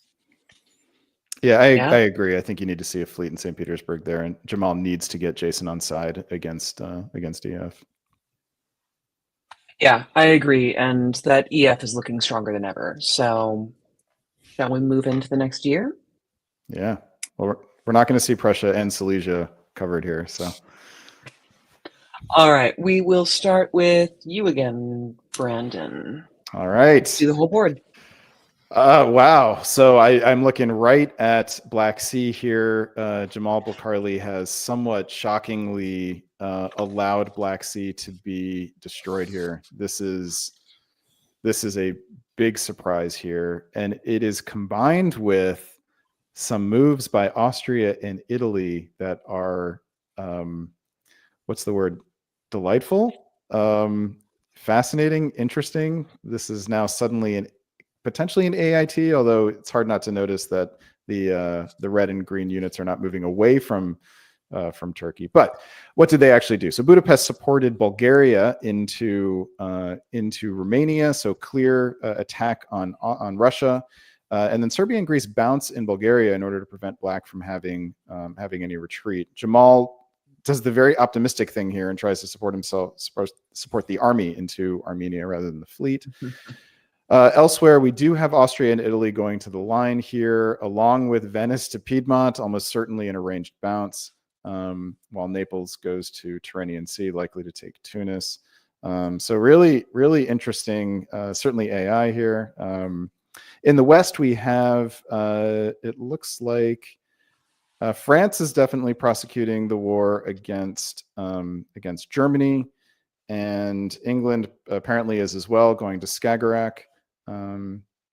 Interesting. Yeah, you could have argued here for convoying York over to Norway rather than simply supporting Norway to Skagerrak. This is using tactical force when you can't figure something out or get what you want diplomatically. I said the builds phase went really well for Jatson. I don't think Jatson will be at all happy, and probably will be quite surprised to see Portugal to mid-Atlantic Ocean here. It looked like Italy and France were on a crash course for fighting, and instead what we see is a bounce in Piedmont. Whoa. It's so easy for France and Italy to unwind, and maybe Jatson was aware of that, maybe not, but it looks like he's deciding not to fight Russia. Who knows whether one triggered the other, which one was brought up first. France wasn't committing hard to the south, so Jatson feels he doesn't want to commit hard to Russia, or the other way around. Both of them could easily cause the opposite to occur. I think the East, I suspect Jamal was okay with his fleet being disbanded in this position, but I think he would have thought it would come out of Ankara, and that would have been why, and he would have been trying to turn this into an RT if it happened. So I think that, again, Con going to Black is... Bradley has definitely laid his cards on the table that it's just Jamal he's going after, and even though there's a hole in Vienna, Sevastopol is actually not defensible right now, and that is a big problem for Jamal. For my part, I'm just very shocked about everything that's happened. Given the build phase last turn, this is not how I would have expected this turn to go. So, I mean, with that said, thoughts on what's going to happen next in 15 seconds or less? Brandon first. What does Mid-Atlantic do? Should signal Gnome's intentions. What do Austria and Italy do regarding Turkey? All right, Michaelis? Yeah, where does Galicia decide its priority is? Is it defense? Is it try and take Summit back? You've got one turn to rearrange this in your favor before you start bleeding dots left, right, and center. And this is going to be maybe the turn that decides Jamal's game right here. Okay. Well, let's see the turn then. And we'll start with you, Michaelis. Oof. So Jamal does get back into Romania, loses Sevastopol, gets into Denmark in the north, which is very significant. Actually means he's building, and this position is a lot less bad than it could have been. The East is some arranged bounces in Vienna, and Katie, knowing that arranged bounces can be hostile supported in, is very smart, I think. Uses Bohemia to tap Galicia, says, that ain't happening. No one is supporting that Italian army into Vienna here. So that is the foresight of Katie Gray, and she knows her tactics just as well as anyone else. Bulgaria is taken by AI. And that could well be arranged, knowing that Sevastopol was guaranteed by the Turkish moves, as Turkey was cutting Ukraine. So I don't think that necessarily is a huge signal either way. Fleet Bulgaria is usually seen as less threatening. The West, the interesting stuff happens. England convoys to Holland, but France is in mid-Atlantic and Spain. And France is still very non-committal to a fight with Italy. It's very easy for them to swing north in this position. Yes, Jackson's gone to Holland, but English armies can go to Holland to die just as easily as they can go to Belgium. It's true. Brandon? It's quite a turn in the East. And, the AI have had their way with these first 2 years. And the way things have ended up here is not great for them. Turkey's going to be rebuilding a unit here, could very easily be a fleet in Smyrna. Russia is in Galicia. Russia and Turkey can, from this position, very easily work things out. Russia is, I believe, putting down 2 units here, right? No, just one. I think just one, yeah. No, because they lose Sev, so it is just one. Yeah. But still, Army Warsaw here. Jackson's done a really nice job of getting Russia on side. Now it doesn't really have a threat in the north. The EF is solid. This is, I think the AI have outsmarted themselves. I think if you're gonna use Turkey as a janissary here, then you make sure you take Bulgaria and Smyrna here. I think also the big mistake they made was letting Jamal retreat to Delicia in the first place. Yeah. Vienna to Bohemia instead of Vienna to Delicia that turn, which would have piffed a second Russian unit. I think that was an error. Yep. Yeah. And there wasn't much reason to go to the line at that point. That looked like for show. If you feel like you need to defend Munich, Tyrolia could have done it by itself. There was no world it was being attacked by 3. Yep. But the game's far from, there's so much time left in this game. We could get a nice rearrangement still. And thankfully we don't have AIR versus W2. So at least we don't have that at this moment. Things could change. We could get all of our dearest wishes and get air versus Western Triple. But just real quick before we go on to the sideline interviews, take a look at the position. What do we think about builds? I think I started McCullis last time. So Brandon, build prediction. Yeah, I've been thinking about Italy here, and if Jason Gray has had a plan for what comes next here, he could do really well. One key is getting Turkey not to build Fleet Smyrna here, which may be a tall order. I think if I'm Bradley Grace, I'm probably looking to see if I can make an RT work from here. And then Jason Gray, I have a feeling Jason Gray is looking at the Austrian dots at this point and probably wants to put down an army here, but can't under any circumstances. It's going to have to be Fleet Naples. I think the French build is very, very interesting here because if this is an EF, Jackson will be demanding Fleet Marseille. You cannot be permitting Fleet Brest while in Mid-Atlantic Ocean, while in Spain. That is such a hostile position to you if that's what goes down. Jackson will probably build an army for defensive purposes regardless, so that Liverpool isn't under immediate threat. But I think the French build will tell us a lot. If it's an army, it's very non-committal still, and that's why I wouldn't be surprised if it's what Gnome does. Maybe Army Marseille, something that can easily turn around later. But Fleet Brest it would be a hell of a sign, and Fleet Marseille would be a massive sign in the other direction. All right. Well, before we see those builds, let's take a look at the sideline. Okay, and welcome back to the top board sideline report for the 2025 VDC. I'm here with Jordan. So just a little update for you folks. This is a provisional recording because we have had some technical difficulties. Discord is down. Folks are struggling to make themselves heard. So the game has gone on pause and will hopefully return. What kind of impact this is going to have on the game, it's going to make it even later and later for Bradley as he plays, is yet to be determined. But we're still going to give you the rundown of what happened here in the spring and in the fall negotiations thus far. So Jordan, what do you have for us?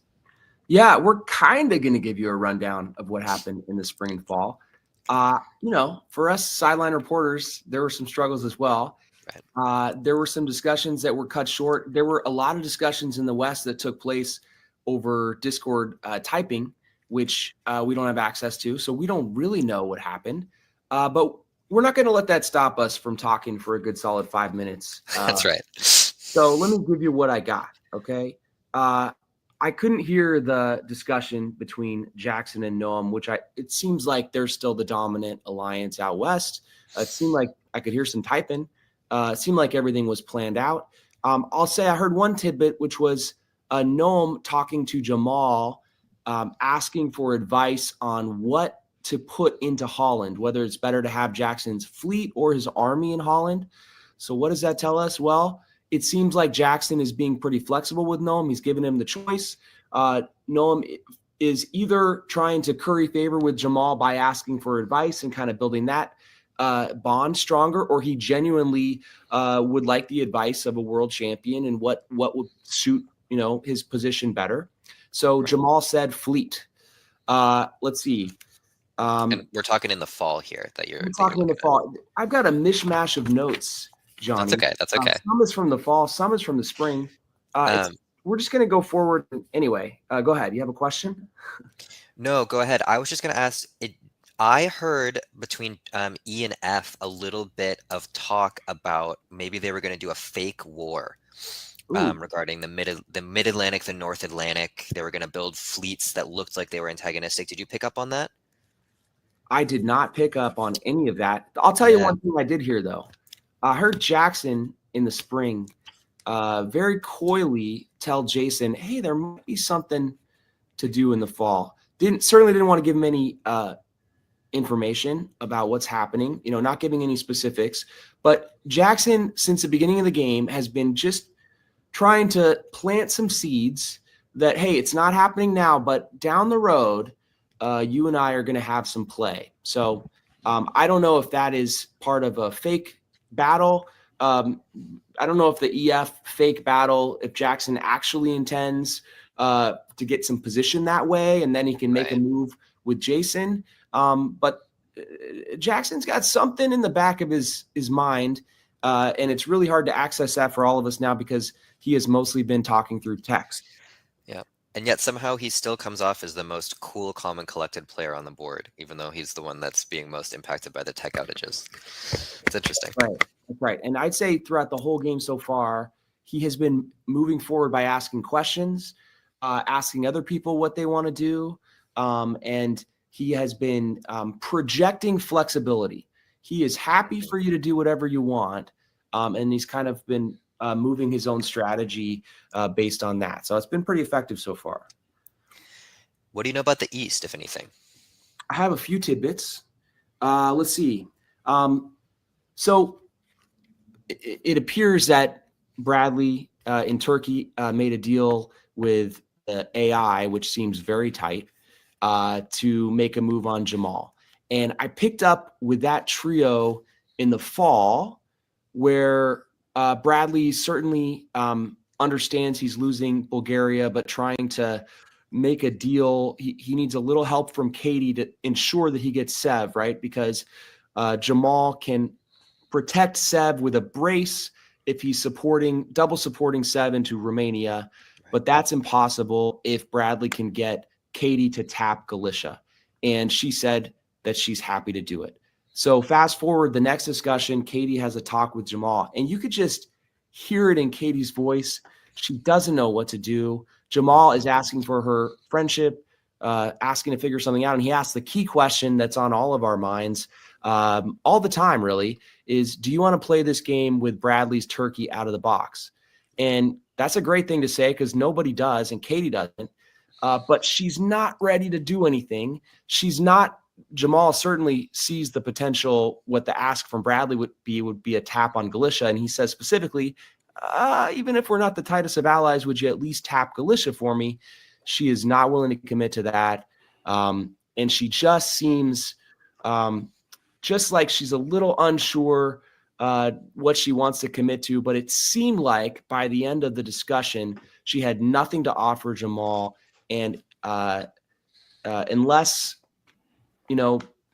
the demons in her head that are having the discussion decide otherwise, it seemed like the commitment she had given to Bradley was going to reign supreme.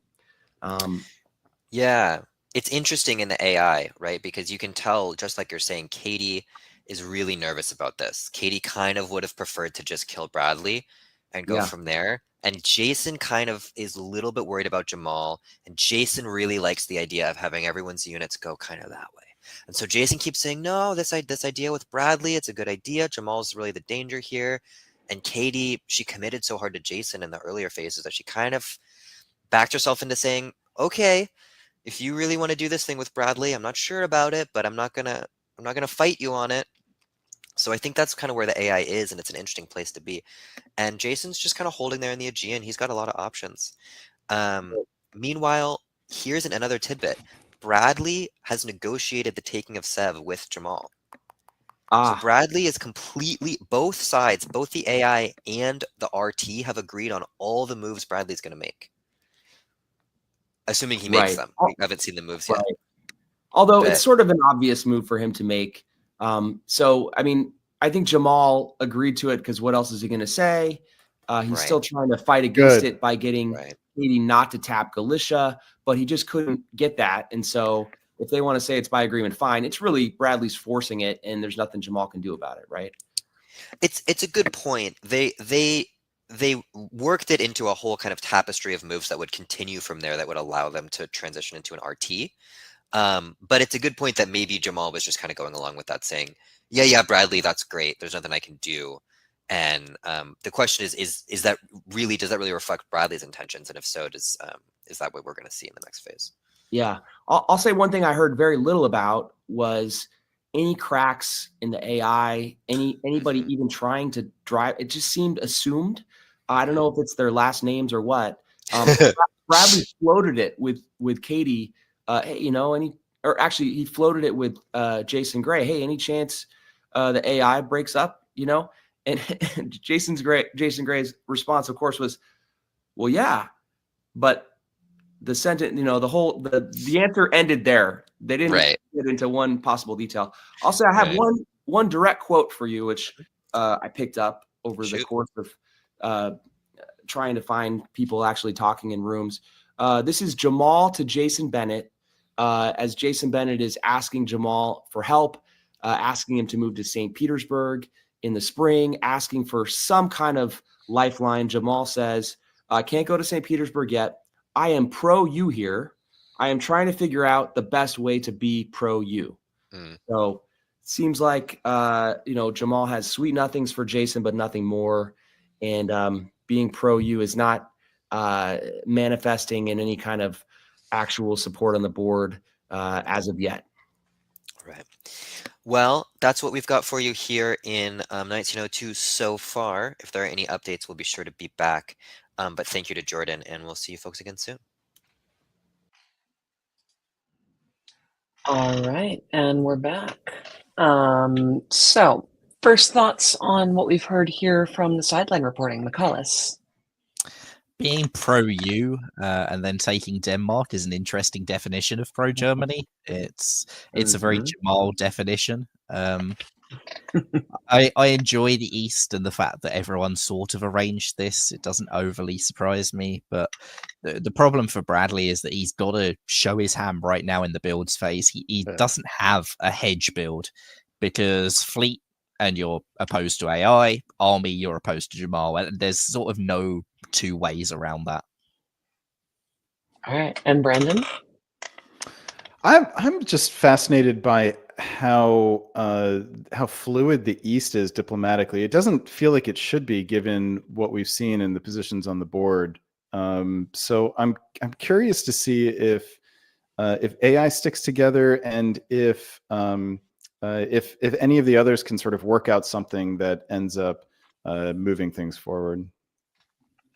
Yeah, and I know we need to move on, but the only other thing I'll bring up is the discussion between Jackson and Gnome about the fake war, where Gnome is moving his fleets up, and how quickly fake wars can become real wars.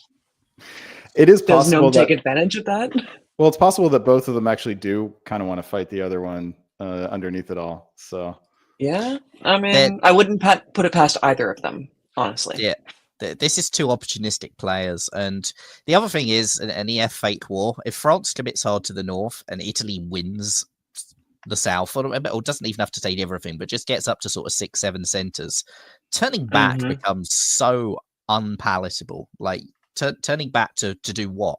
To squabble around Western Med for the rest of the game while someone else wins. That isn't a path for a win for France if they commit north and then have to turn around. So unless Italy is going down hard, I don't think a fake war is in EF's interests at all. Yeah. All right. Well, let's see what happens. All right, we got our builds. Ooh, oh, I have so many thoughts. But I'll let you two speak. Michaelis. Well, those are fake war or real war builds. Fleet Breast it's a move you can make. That is a move that was made. Yeah, Bradley has committed to being anti-AI.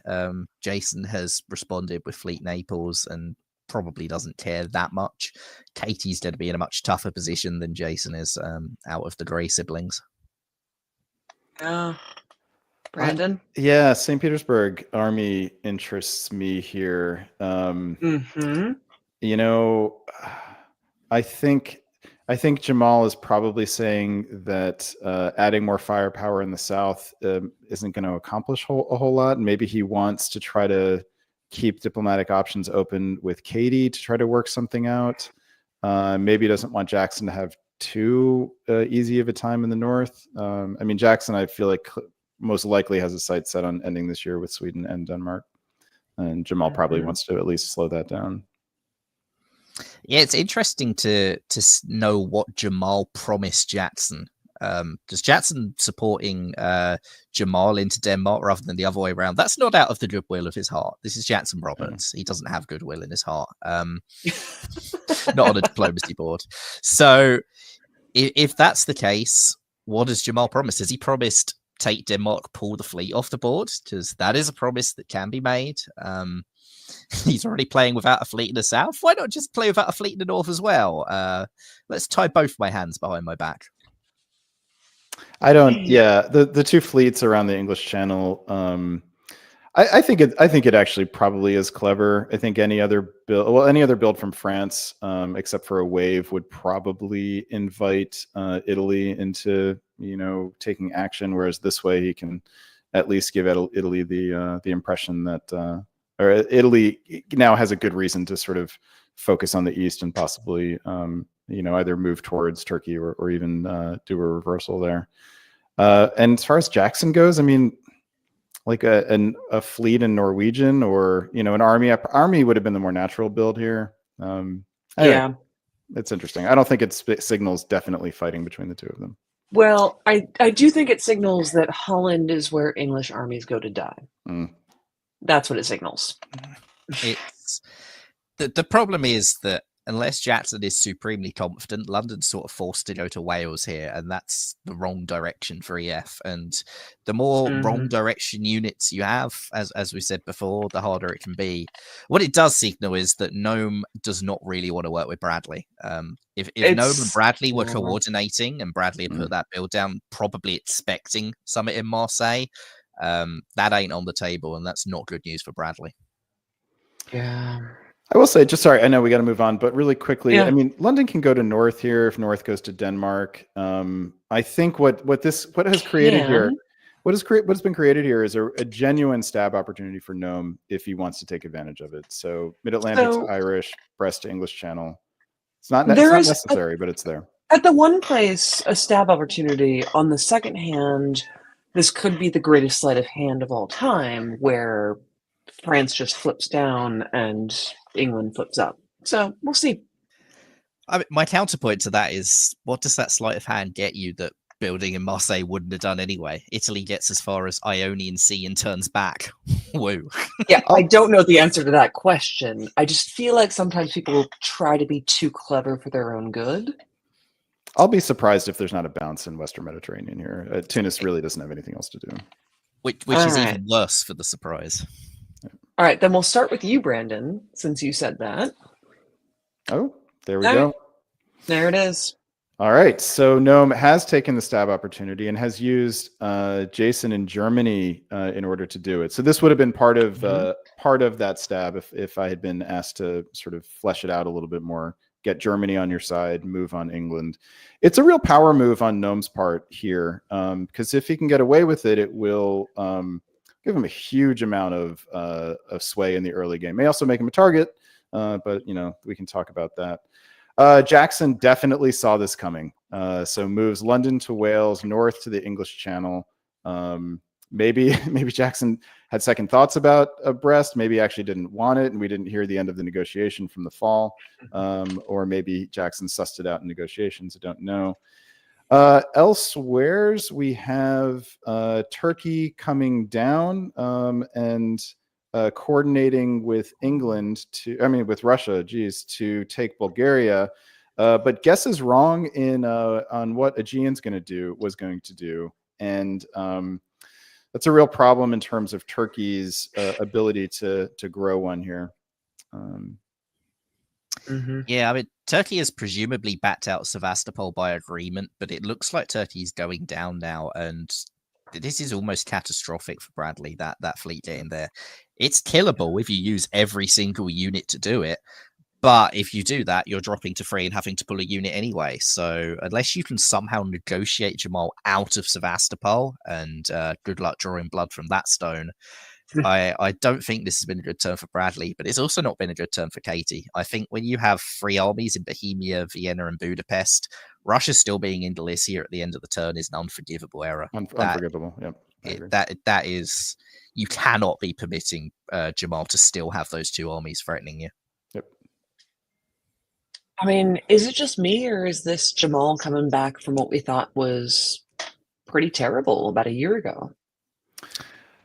Well, the thing about Jamal's positioning was that he was still in Galicia, and he had lots of reasons for his neighbors to work with him. So it was a setback, but it was not as bad as it looked. And now it's actually quite nice with England under threat. England is not going to be a problem for him. Germany's not going to be a problem for him. Austria is apparently uninterested in being a problem for him. Turkey is not going to be a problem for him. This has developed very nicely for Jamal. I mean, this is amazing for Jamal.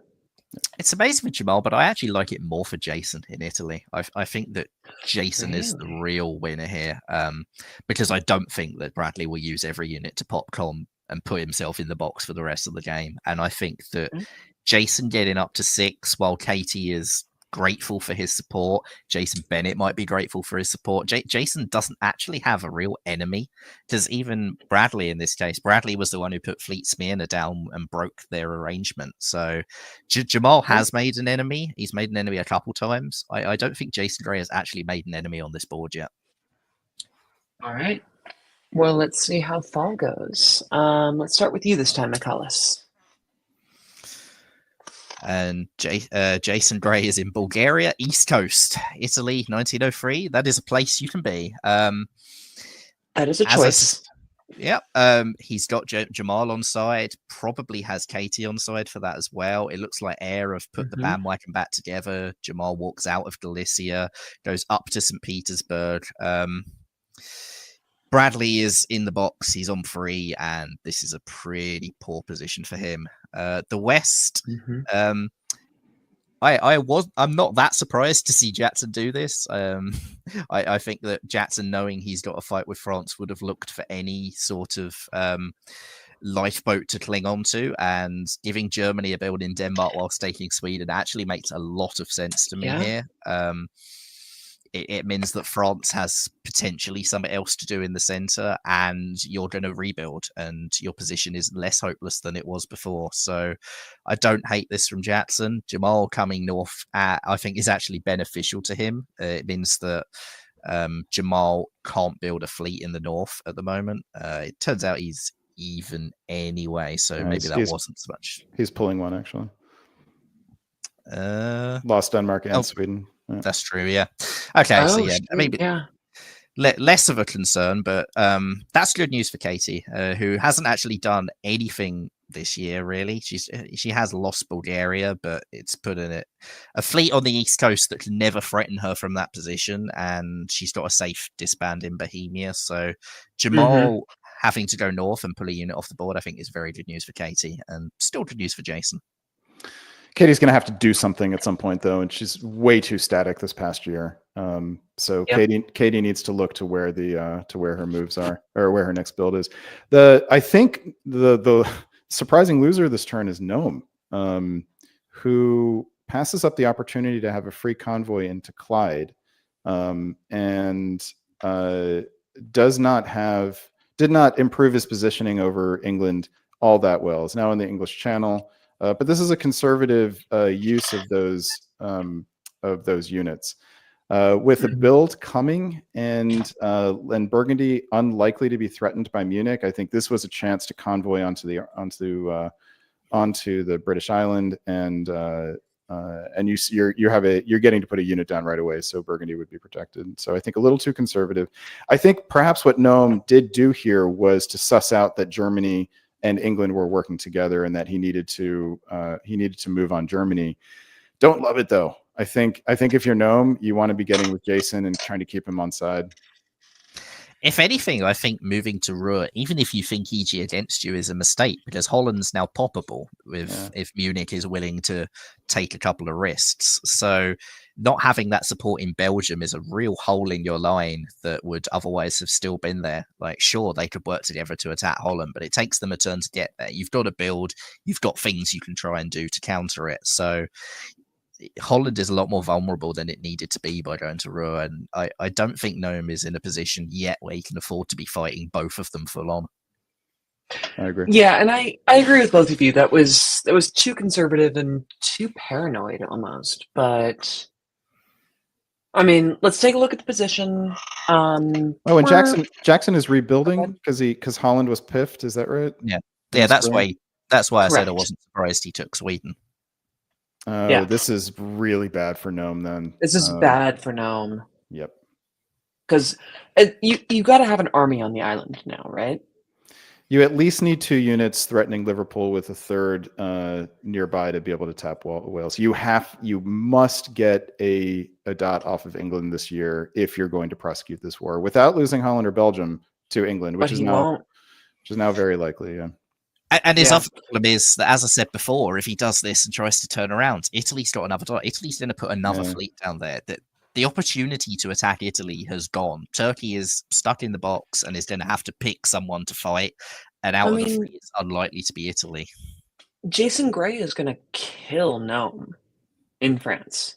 Has the opportunity to, right? Sitting in Tyrrhenian Sea here. Yeah. And can even do it whilst still committing against Turkey, because you can just send Tyrolean to Piedmont, Tyrrhenian Sea to Lyon. It's so and easy. Still fight in the east. Yeah. And I have to say, with Katie Gray in Austria, he's unlikely. Like, Katie's not the kind of player who would stab Jason just to balance the power out. She hasn't played like that in the past. I'd be surprised to see it here, but it might also be like a new arrow she puts in her quiver. Is that the right? I think she's unlikely to do that, but I think that if Jason is getting some guarantee on Marseille, she will say, "Give me Trieste back." She'll just negotiate it. Yeah, fair enough. All right. Well, with all that said, I believe we're on to the sideline reporting for 1903. All right, we are back here on the sideline for 1903. Tech issues have been resolved, and Jordan, you must send me the contact information for your plastic surgeon because you're looking great. No, I kid. Zoe Cameron is with us. Zoe Cameron, absolutely stellar sideline reporter. And let's get started. Let's talk about what happened in the spring of 1903. So I was listening to the conversations mostly in the West. And what I heard was a sort of breakdown in communications between the EF, and you can feel it. Both of them, they started really friendly, and tension built, and it built, and it built, and by the end of the turn, both of them knew this was coming. This didn't happen in like chats with other folks. They talked for a long time. They talked about tactics, about strategy, and they both knew that the attack was going to come by the end of this phase. That was the big news in the West for the spring. How about you over in the East? So I've been following the AI, which is a very strong AI, but that keeps getting swayed by Jamal and Bradley variously. So at the start of spring,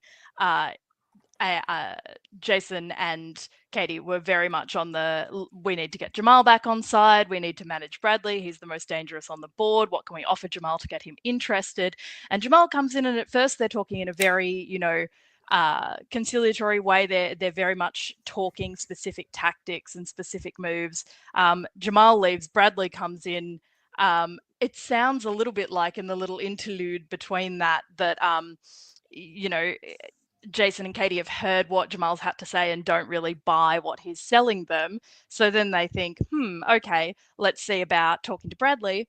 And Bradley gives them absolutely nothing, comes in and goes, oh, am I going to be shut out for just playing the game? And they do not take that well at all.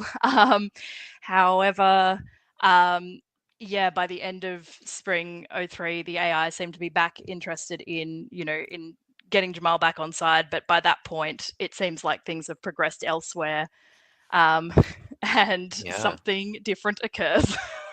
Speaking of which, tell us about the fall. Oh, so all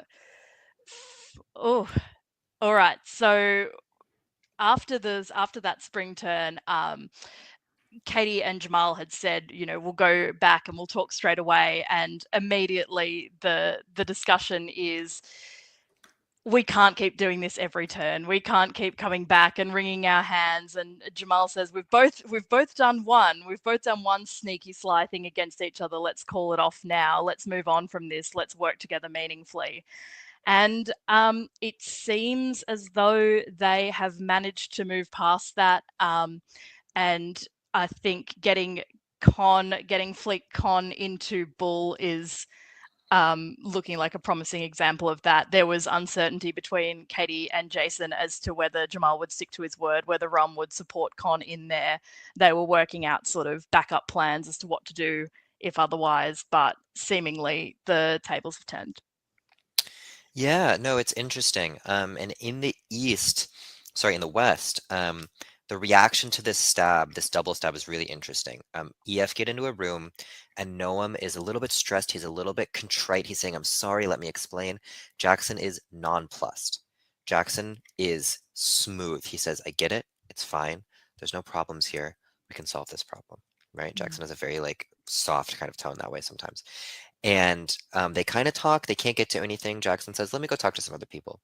There's this little battle for Germany's heart between Noam and Jackson. No competition.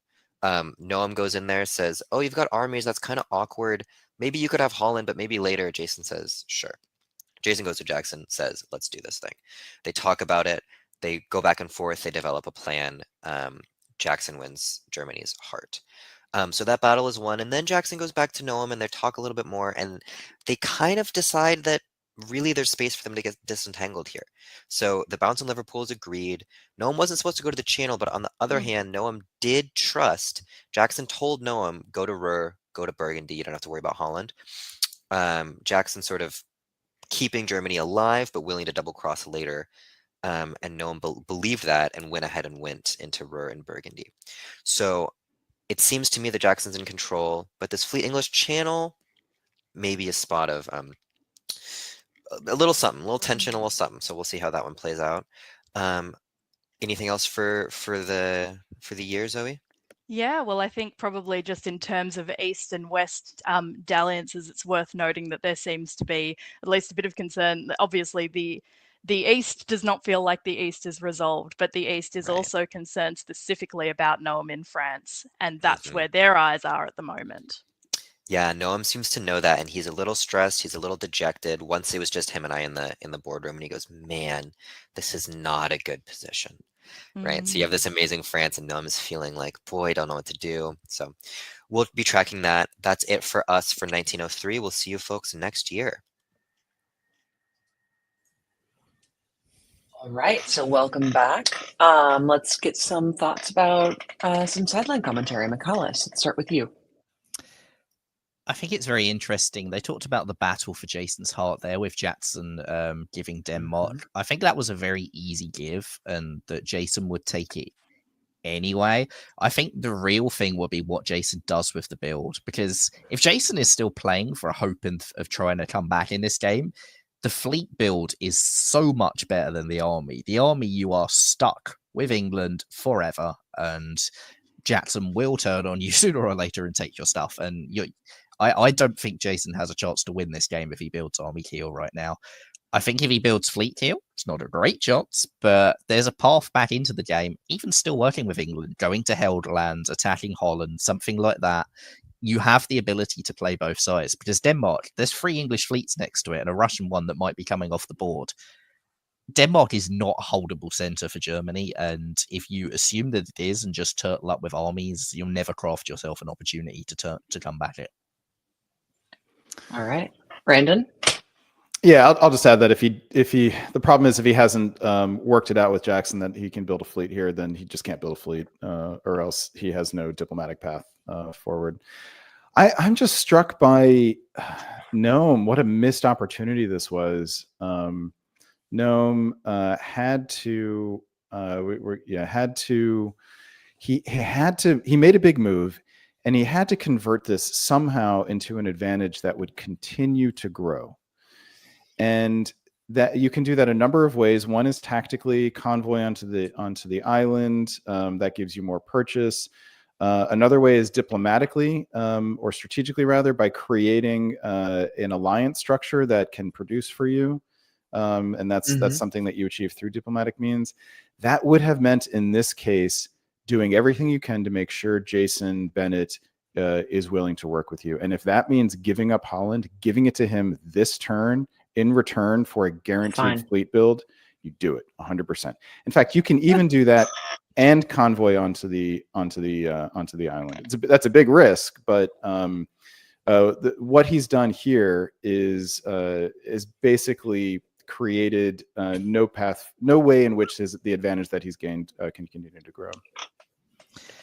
And to build on that, if you're not convoying, I think you take the chance of trying to put both fleets up and go to Irish and English Channel, because North Sea can't do something on Denmark and block English Channel. So I think that he took the most conservative route and got the most conservative outcome. Yeah, knowing that North Atlantic is going to Liverpool, there's no reason not to go to Irish Sea and English Channel. Yep, because you've forced Wales to make a decision there, so you can't lose the English Channel. Yep, 100%. All right, so we've put up the builds and disbands. I think that some things are not surprising. Baltic Sea and Bohemia disbanding. Fleet Naples, Army Kiel, Army Brest, and Army Eddie. Army Brest is the only real surprise here. I mean, I suppose another fleet isn't necessarily usable right away. The army is also not usable right away. It can either go to Picardy to help protect Belgium or go to Gascony on the off chance that he has a problem. He thinks he might have a problem in Marseille. It's also got the ability to do that convoy and at least force Jatson about defending against that convoy. Because Jatson, if that's a fleet there, doesn't really care about Clyde. Now Jatson has to consider Clyde in a way that he wouldn't have otherwise, and maybe that forces him to make some different defensive moves with the fleets and not go for Channel, something like that. Yeah, and it can convoy to Wales, do something tricky. Yeah. But this is why I wasn't that in love with Jamal's position, in that the fleet sort of had to come off, but with no fleets on either front, Jamal's growth path in this game is a lot weaker than it would normally be for a 5-center Russia with an East in chaos. The East has to work something out right now, and it's hard to see exactly what that is. No one's in position to make any kind of quick moves. Ionian into Aegean is the only one that's really guaranteed here. Sevastopol to Armenia, I feel like Jamal just has to do now. I don't think RT is a way for Jamal to go. Yeah. Yep. I don't think Jamal has time for an RT because something will change in the north. I think there is time, but I don't think it's I don't think there's enough trust built up between Bradley and Jamal. And I don't think Jamal will see enough opportunity against Katie to think it's worth it. We'll see. I don't think there's enough trust built up between anyone in this game, but all right, maybe between AI. Yeah, the Greys. The Greys. It's just the Grey siblings. Great. Katie's not set up to really benefit from it. Jason is. All right. Michaelis, you're up. All right. So in the east, we see that force on the Aegean Sea. We see double defenses on Bulgaria, and we see Russia trying to take Armenia. I think that's sort of everything we'd have expected from this position. If there's going to be fireworks, maybe it will be full. The West is where the big war of movement is happening. Germany sends those armies west because that's realistically the only thing they could do from this position. They do still have Italy on side seemingly, but the fact that Italy hasn't committed west with either Tyrrhenian Sea or Tyrolia, I don't think is actually very good news for Jason Bennett. I think that you have to start questioning whether they might work together on Munich and full, do something surprising. In the very north, we do see that Jackson was worried about Clyde. I think that was the benefit of that that army build in Brest. I would say that going for London is incredibly optimistic, and if you're not trying to go for Liverpool, just go for Wales. Again, no, maybe not getting the tactics spot on. But both of these moves are fine by themselves, but putting them together, the Norwegian Sea and the go for London, I think is the wrong decision. I think you have to go one or the other. It's just so conservative to be protecting the English Channel like this. Mid-Atlantic has just been wasted now for 2 turns in a row. And if you're expecting an attack on English Channel, then go for Liverpool. And if you're not expecting an attack on English Channel, why are you doing this? Yeah. And Norwegian Sea is just an awkward place for France to be without units elsewhere to capitalize on that. Let's take a look at this position for a second, and for Nome in France. What do you do from here? You support Jamal into Norway? I guess. I mean, no. Yeah, could do that. Could support himself into the North Sea. Wales is not worth going for now. London's probably support yourself into the North Sea, or support Jamal into Norway. But I mean, North Sea has support, so you're not going to get in there. Well, but Skagerrak has to guess here, right? Okay, it's 50-50, yeah. There's also London, which is available, so North has a guess to make as well. I think tactically, Nome, there's no great option. What he has to do is convince Jason to take Holland from Ruhr and open Kiel for a build or something like that. If he can get Jason to build Fleet Kiel here, maybe even Fleet Berlin, given England does own Sweden, but he has to get Jason to build a fleet. And that's got to be his overarching goal of this turn at the expense of basically everything else. Yep. That is his number one goal right now, is to get Jason Bennett on his side. I'm also interested to see what happens in the East here.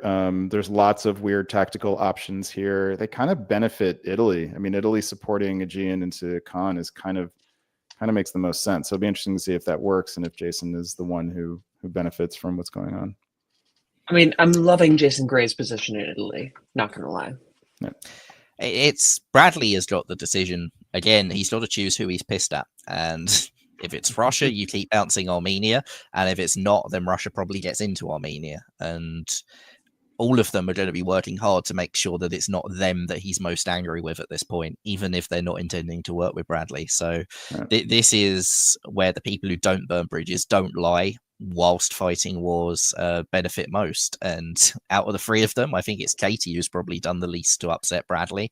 So if there's something Bradley can do to help Katie in this position, I wouldn't be surprised if that's the outcome that he chooses. Katie does have an opportunity here if she wanted to take it to get Bulgaria and Trieste, and she'd have to open up Budapest for a build here. But I don't. It's not the kind of move Katie does. No, I think more maybe you push something into Romania against Jamal. That I can see being a lot more convincing a pitch from Bradley to Katie. All right, let's get on with it. And Brandon, you thought some things would be interesting, but other things are happening in the East. Yeah. Tell me about them. So AI stick together here. RT apparently coordinate. I would have said that this was a bit for show if it weren't for the fact that Galicia goes to Ukraine with support while Katie simply bounces to single units there. I mean, Katie has really not done a whole lot this game, and this is just another instance in which Katie is not doing a whole lot.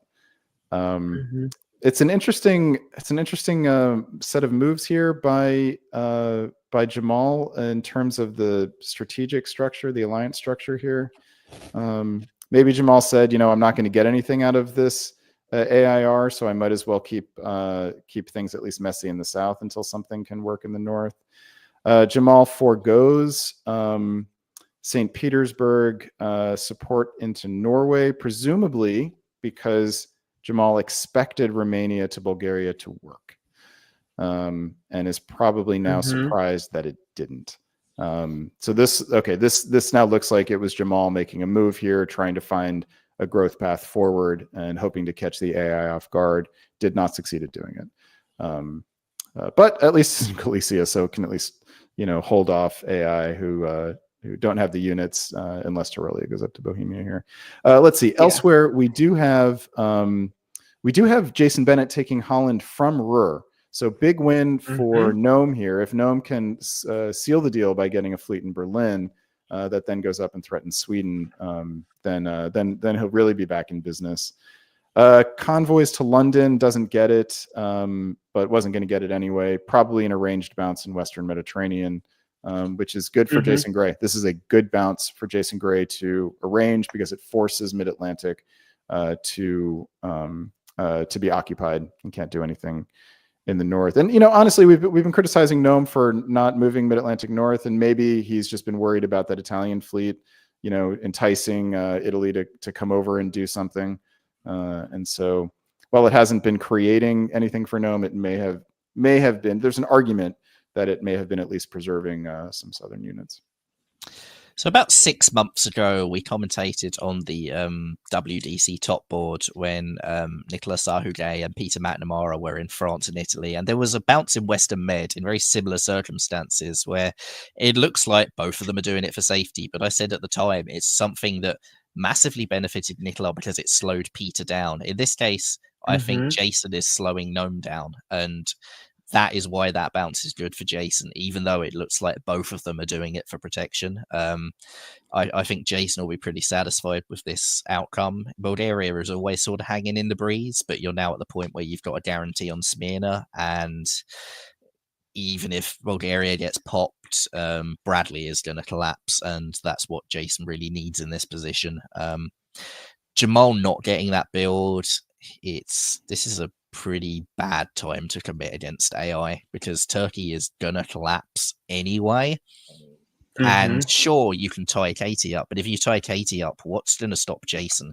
Because you don't actually want Jason to stab Katie successfully here if you're Jamal. Jason has a huge lead if that's what happens from here on out.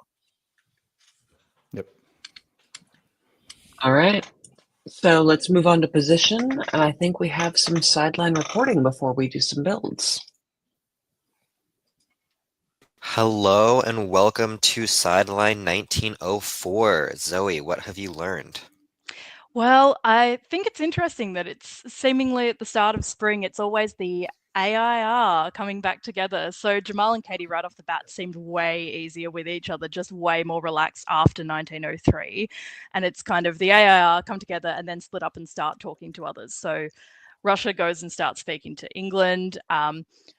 It struck me, it was like the battle of the coolest cucumber here. They're both so calm in their affect and both trying to be really calm and measured.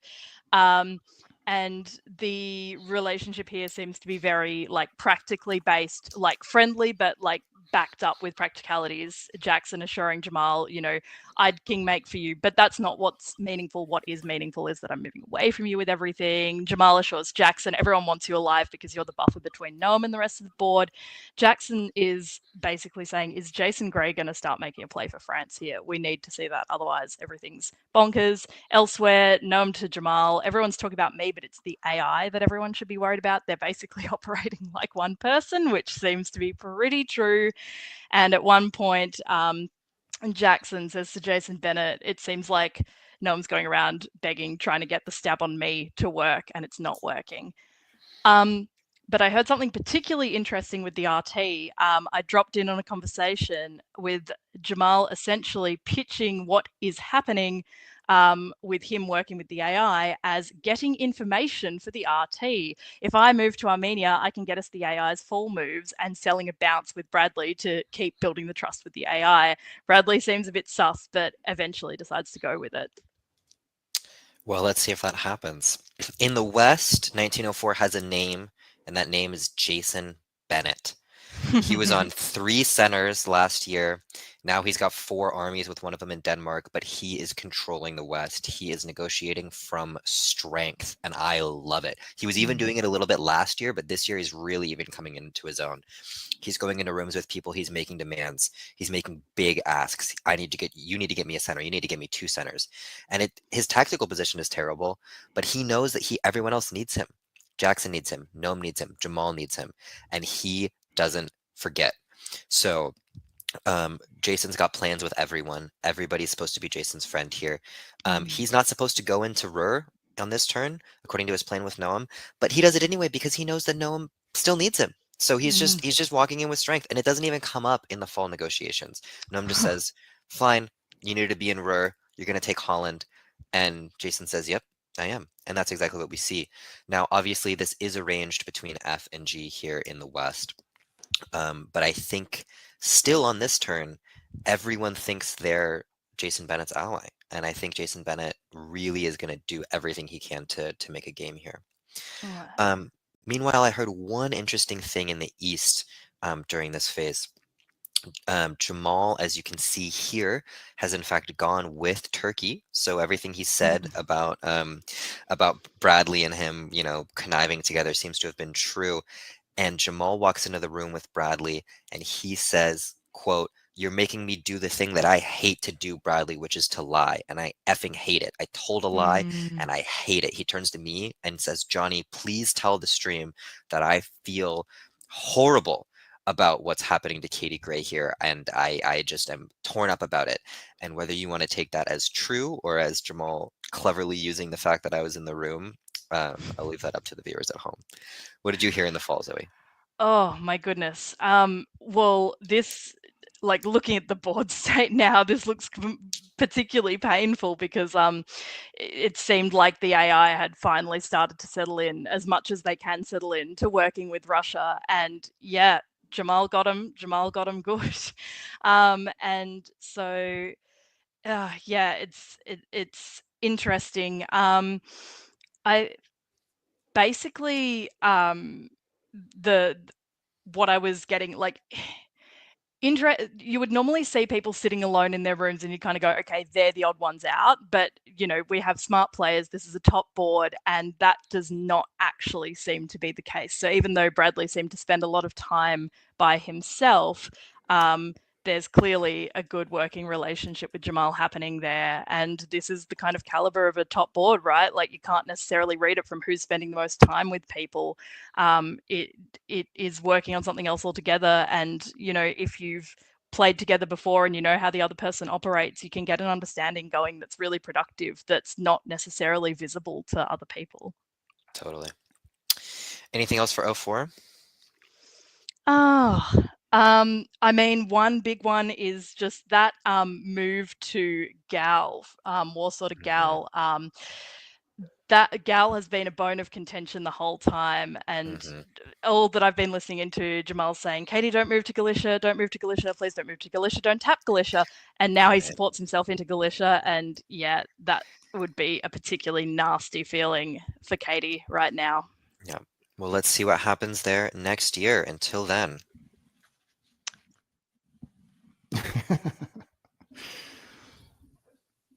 Oh, you're muted, Siobhan. Of course, I'm still muted.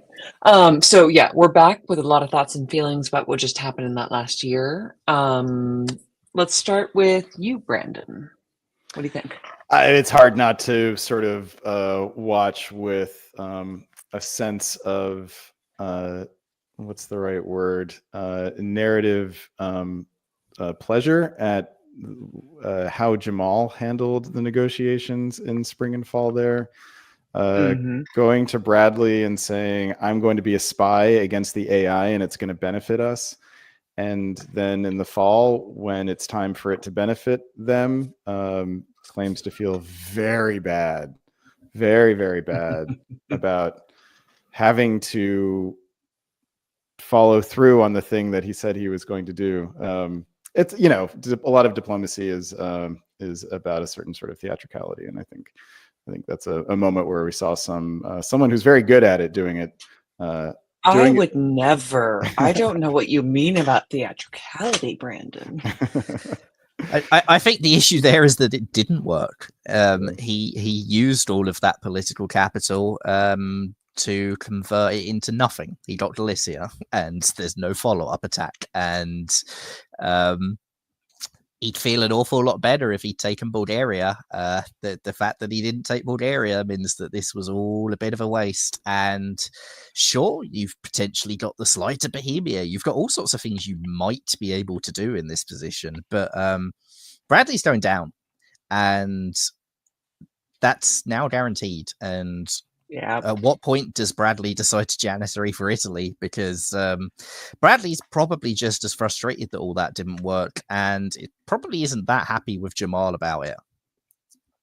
All right. Well, with that said, let's see how unhappy. Okay.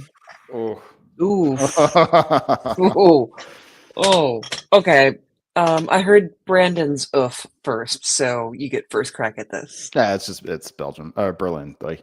Yeah. I understand why Jason would do it. Wants to stay in Jackson's good graces. It's just, and maybe feels it's not the right time for a stab with the builds. It's just not clear what else he can get from here, unless it's Warsaw. You know, that is an option here. I'd go as far as to say it's the only option here. Where else are you going? Like, sure, Burgundy's come off, but Gascony will now cover it. I think that this is more bad news for Jamal, and he's going to have to probably defend Silesia here, arrange about something, and that's probably going to cost him Delicia. I have to say that. Go ahead.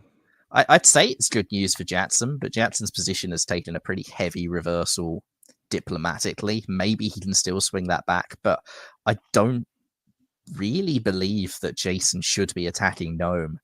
So I don't know what Jatson has to offer at this stage to Jason. Now I'm wondering what Jackson has to offer Nome, actually, because I mean, it would be another reversal here, but the two of them could work against Jason.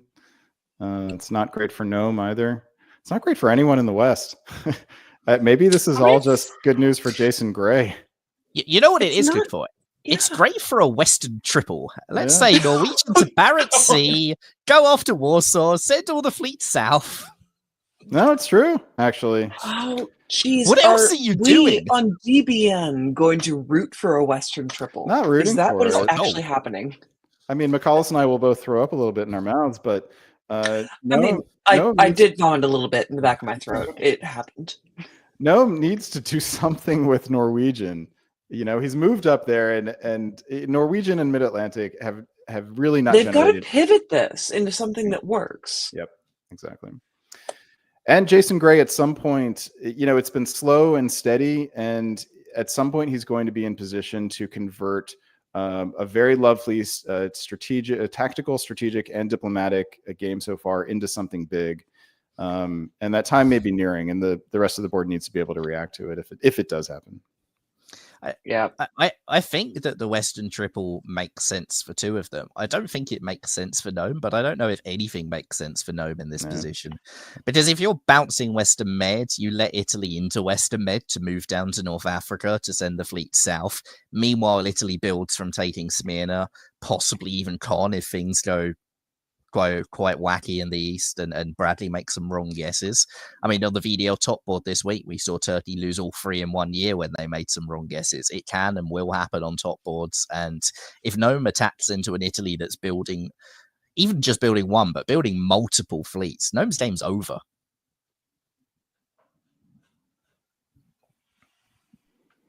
Yeah, I mean, I see a lot of interesting thoughts in the comments, but we're just gonna move right along. Brandon, you get spring. Yeah, it is. Let's see. So in the east is very simple here. Jason gets to advance a unit here into Smyrna. Not that surprising, but it is a guess that Bradley had here, and he guesses wrong since Bulgaria did not do anything. More interestingly, Black attacks Romania here with support from Budapest. So Bradley is, at least positioning to be anti-Russian or to punish Russia or something. Katie Gray is still not moving. Taurilia does go up to Bohemia here to help out and allow Katie to stop being so conservative and actually do something with the units. But it's just really, and Jason Gray moves Turanian Sea to Ionian. This is actually quite significant for Nome because it frees Nome up now to do something more interesting with Mid-Atlantic without the risk of Italy coming down. And this is a really nice calculation on Jason Gray's part because Nome is definitely no longer a threat.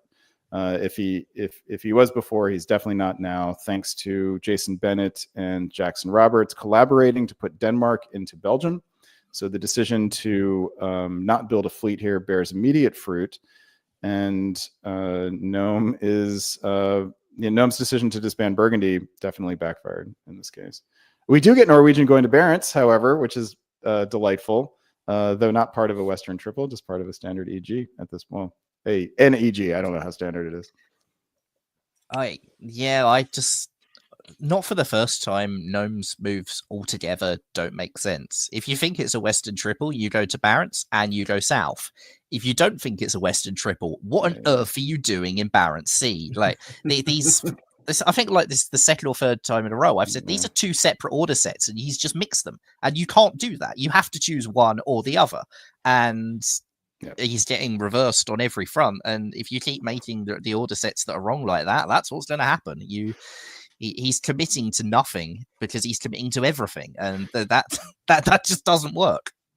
It's funny because I just talked about that Norwegian fleet like it was German because that's the only thing. Because you just assumed it was. That's the only thing that made sense in my mind. I just forgot that it was French. It was just like, yeah, it's part of an EG. I agree with that analysis 100%. He was talked into doing a Western Tripoli move with that, and while they were stabbing him, taking advantage of. But while they were stabbing him, and he wasn't going to get anything from it. I think the East it's very interesting that Jason's gone east with that Turanian Sea fleet, because sooner or later, and probably sooner, you have to start questioning, does Jason still need Katie? And there's a clock ticking on that. I think Katie's done some excellent negotiation to get Tyrolia to Bohemia, which means that even if like Summit goes to Vienna, there's a retreat to Trieste. Katie's got a little bit of security right now, but those 4 Italian fleets all sitting around Greece cannot make Katie feel great right now. I suspect that Katie Gray has made a calculation that she is not going to win this game, and so she is going to stick with the person that has been the most consistent with her. And I think she will not stab Italy under any circumstances. If she can get an edge through collecting Russian centers and maybe negotiating with Italy for a dot here and there to make a move, I think she does. But absent that, I don't think she stabs. And I think Jason Gray has right now a glide path to winning this title. I agree fully on that. I think the question is whether that's true in the opposite direction, whether Jason will stab Katie regardless, even knowing that she's not going to stab him. It's hard to see past Constantinople and maybe Ankara what dots Jason takes that aren't red. It's a good question. It may come to a point where he does take those dots and is fine with it because it's close enough to the end of the game that Katie can't retaliate. Or he just negotiates and Katie says it's okay. Well, and remind me, do we have a hard stop on the end of this game? 1910. Yep. 1910. Okay. So we got a little ways to go, but we'll continue on with Nicholas. Okay, Hello. so St. Petersburg actually falls somehow. Okay. dreadful for Jamal, great for Jackson. Jackson takes Denmark because I think that was pretty much inevitable after you put Germany into Belgium. You're always going to do that from here. And he gets Gnome to commit south, which is pretty huge. I don't think it's great for Gnome. I think that Gnome's given up English Channel in return for 2 Italian fleets. What it does do is give a lifeline to Katie, because if Jason is drawn into a war with the West, Katie has time to create something of her own in the East. Jason can't stab Austria and fight France at the same time. Those two are diametrically opposed. So, yeah, good news for Katie. Good news for Jackson, who is the real big winner this turn. And this is where Jason Bennett pays the price for not building a fleet, because I question whether he'll ever get another opportunity to do so. Yeah, I agree with the analysis 100% here. This is a lovely turn for Jackson and suddenly makes him a player again. He's sitting at 6. Jason Gray is going up to 7, so Jackson's only 1 behind. And suddenly Jackson has some growth opportunity, and he doesn't have a threat on his doorstep. I think that the move that surprises me a little bit here is Wales to the English Channel. At least in the sense that you can't be happy with it. It's not part of an EF, right? And it may be a little bit of trust but verify. Given that said, however, it will be interesting to see what Jackson ends up doing with it. The support, like, I get going to Wales, just convincing Gnome to do something bad so you can charge him behind him. Let's be real, he's been doing that for a while anyway. Actually supporting Barentszee into St. Petersburg to cost Jamal position is an interesting decision, because Jamal has a disband. He's got a Turkish Janissary moving against him, as I suspected at the start of the year would be what happened. Is that good for Jackson? Is Russia going down actually good for Jackson here? I feel like Italy is his big opponent on the other side of the board, and Russia going down means what in terms of stopping Italy? It means Austria is probably moving further away from Italy. I think it's good actually, because it allows Austria and Turkey to finish off Russia and then potentially provide counterweights to Italy. Turkey's the only one I think who would be likely to do that. What it also does, though, I think, is that it removes that St. Petersburg army from the north, and it allows Jackson to go get St. Petersburg now himself. So this would be a path forward, sticking with an EG if Jason Bennett can be talked into doing it, which he might, because what else does he have to do without any fleet power? There's the question. All right, well, we'll move on to our position of the fall. And before we talk about who builds what, I think it's time for another round of who do you like? McCullis, we'll start with you. I still like Italy. I think Gnome is going to have to back out of this attack, and Jamal going down, I think, will commit both Turkish and Austrian armies further away from him, which will give him room to negotiate 3 dots, to walk into dots in a stab. I think Jason is going to have all the play once in the east, and I think that Jackson has miscalculated by letting Jamal go down. I think that Jamal was actually the only thing that would have stopped Jason rolling the east. Okay. Brandon? Yeah, I mean, Jason Gray is my pick as well, for the reason that he has Katie Gray on side, and that's just a huge advantage over there. The question will be, does Jason have the diplomatic chops to negotiate his way to the win? Because the path is there with Katie. And I think Jackson, Jackson is my number 2 for sure.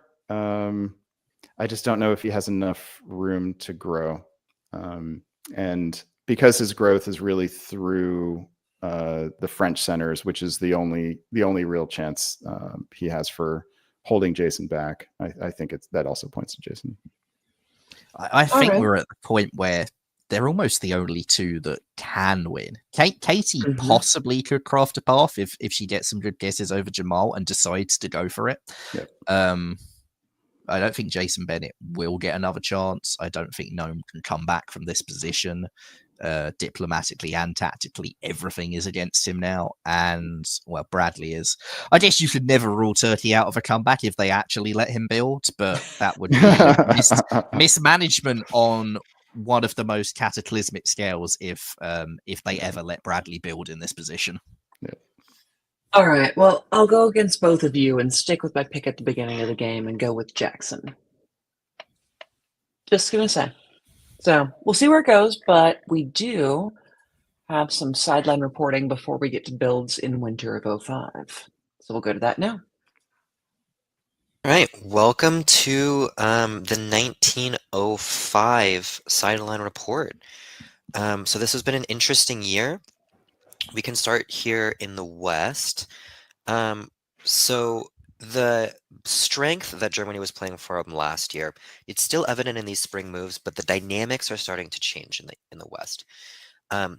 France goes to Jackson. Noam goes to Jackson early in the phase and says, "It's over for me. It's done. I know that you in England are against me, and I don't think there's anything I can do about it, or you in Germany rather." And so Noam is starting to kind of lose a lot of like belief that he can win this game at this point. That's kind of why you see Norwegian to Barents here, very casual moves from Noam. Noam's trying to pitch the return of the EF. Meanwhile, Jackson, in the conversation with Jason, he's starting to say very little, right? Jason coming in from this position of strength, he's talking, and Jackson just starts to say things like, "I like that plan," or "I think that aligns with my preferences here," or "I could see how that could make sense," right? There's not a lot of commitment, just a lot of kind of yeah, okay. Responding to what's being served rather than committing. Yeah. Yeah, and the dynamics are really starting to change. What about over in the conversations you listened to in the spring? Oh, the first thing I landed in was a chat between Jason Gray and Bradley, and Bradley's mea culpa to the AI is to throw Jamal under the bus and hang out all of Jamal's dirty laundry and say Jamal's ridiculous plan. I told him if it failed, that he wouldn't be getting any of my dots. And then the AI, as much as I think they still want to be practical, and it didn't necessarily influence too much their attitude towards the Turkish problem, aka getting rid of Bradley quite quickly, it has influenced their diplomatic relationships. So I would describe what happened over the spring as the AI just not taking Jamal's calls. Jamal would drop in and say, "Hey, Jason, can I talk to you?" And they go, "Oh yeah, just a minute." And then they go, they ended up working out a set of moves that had them both praising each other. The AI is so tight right now. Katie going, "You're a genius." Jason Gray going, "No, you are." Yeah. It was quite sweet. But also throwing in a little bit of chaos with, balancing things out by Katie wanting to support Black to Rum to kind of, I suppose, get back at Jamal a little bit. Yeah, you and I have both been saying that we think Katie is having the most fun on this board. You wouldn't necessarily be able to see it from the position, but she's having a lot of fun. Italy's having a good amount of fun. Jamal is not. Jamal, he is getting really tense, really starting to lose that composure. Yeah. Well, I think a lot of it's staged, but he seems to be. Tell me about what you heard in the fall. Yeah, I would absolutely back your point that Jamal is getting a lot tenser. He was warning Bradley against helping the AI just for survival purposes. We can see that Italy is now in Smyrna, and Jamal's saying if you support them in, they get everything. And Bradley is, acknowledging, yeah, I get it, I see what you see, but that very much again not committing, not wedding himself to Jamal's view of the world. And when Jamal leaves, Bradley, purely for my benefit, said, "That Armenia bounce absolutely destroyed both mine and Jamal's game." Although I will say earlier, there was a point where Katie was saying Jamal lied pretty hard last turn, and Bradley said, "He very rarely does that, actually." When Katie said that's just the way he plays, Bradley said he very rarely does. I thought that was quite sweet. In fairness, Bradley's right. Yes, it's true. And then basically in terms of Jamal getting more tense, pitching to Noam, I'm the only person holding back the AI. I really don't want you guys coming into St. Pete. But that seemed like a done deal. You mentioned before that it sounded like France was trying to get England back on side. And judging from what I've heard, that seemed to actually be successful. And we're now seeing France in the Western Med. I would say that is a big win for the EF relationship. What do you think, Johnny? Yeah, this turn in the fall is just Jackson gets everything he wants, right? Jackson didn't ask for Denmark, but I don't think it's going to be a huge point of contention. There's just not a lot Jason can do about it, and that dynamic that had started to change in the spring has really changed now. Jackson's in control. He's in control when he talks to Noam. He's in control when he talks to Jason, and he's in control when he talks to Jamal. He says little, and what he says goes. And let's see where that takes us in the next year. Unless you've got any final thoughts, Zoe. No, impressive stuff. All right, thanks. See you guys next time. All right, and we're back. So just first thoughts. For me, I should have said this about a year or two ago. Thank you so much to Zoe, who's joined us for the sideline reporting. For me, my takeaways were Jamal feeling stressed, which I played with Jamal on a board once, and he's always such a calm person. So the idea of him being stressed, a little unbelievable, but you never know. And I love the idea that Katie's having fun, even though in Austria her position is not the best. So Brandon, let's go to you. See what you think. It doesn't. Katie's attitude here doesn't surprise me at all, especially given that she came in feeling loose and wasn't putting a lot of pressure on herself. I mean, she's been a little passive at times. I think there was the move to Bohemia instead of covering Gal. So I think there's been some tactical sort of slowness here. But other than that, there hasn't been a whole lot that she's been able to do, and she's diplomatically played a really nice game with Jason here. Had a nice solid AI. They've been on the same page all the time here, and they did do a really nice anticipation of a turn of a stab by Jamal, and they clearly feel really good about it. So they're having a good time together, and that's one of the best parts of diplomacy is when you form a good working relationship with somebody and can carry that forward, and it stays in both of your interests for a really long time, and that's what we're seeing. It happens to be working in Jason Gray's advantage, and that's due to sort of how the board has worked out, and that tactical slowness on Katie's part in those one or two little moves has kind of created that separation, and so she doesn't have to, she knows it's not Jason Gray's fault, so she's not going to hold it against him. Yeah, I think Jamal's game where you make these big grand plans and do all sorts of crazy weird things to do it, when they don't work diplomatically, it can horrendously backfire. And I think that's what we've seen with Bradley here when he said that bounce in Armenia destroyed both of their games. Because if you go along with this, you get sold something that sounds really crazy and then it doesn't work, you feel like an idiot. And that is probably the position Bradley Brace found himself in at the winter of last year and the start of this year.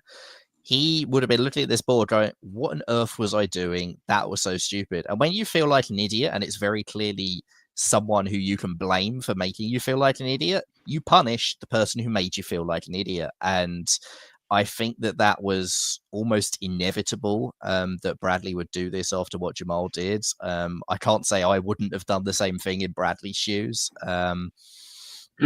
Jamal may rarely lie, but when you make these wild decisions and wild strategies, then the risk of it going wrong can really backfire on you and put you in a diplomatically actually very weak position, because I'm almost at the point where I don't think Jamal has anything he could say to Bradley to turn him around from this spot.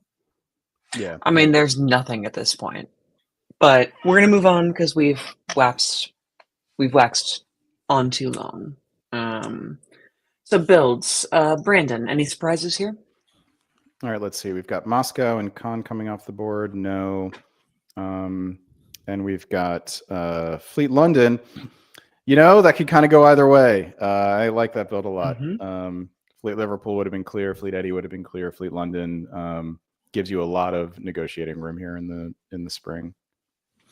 I think Fleet London makes it a lot harder to convince Gnome to continue the war against Italy, though. I think that's the danger.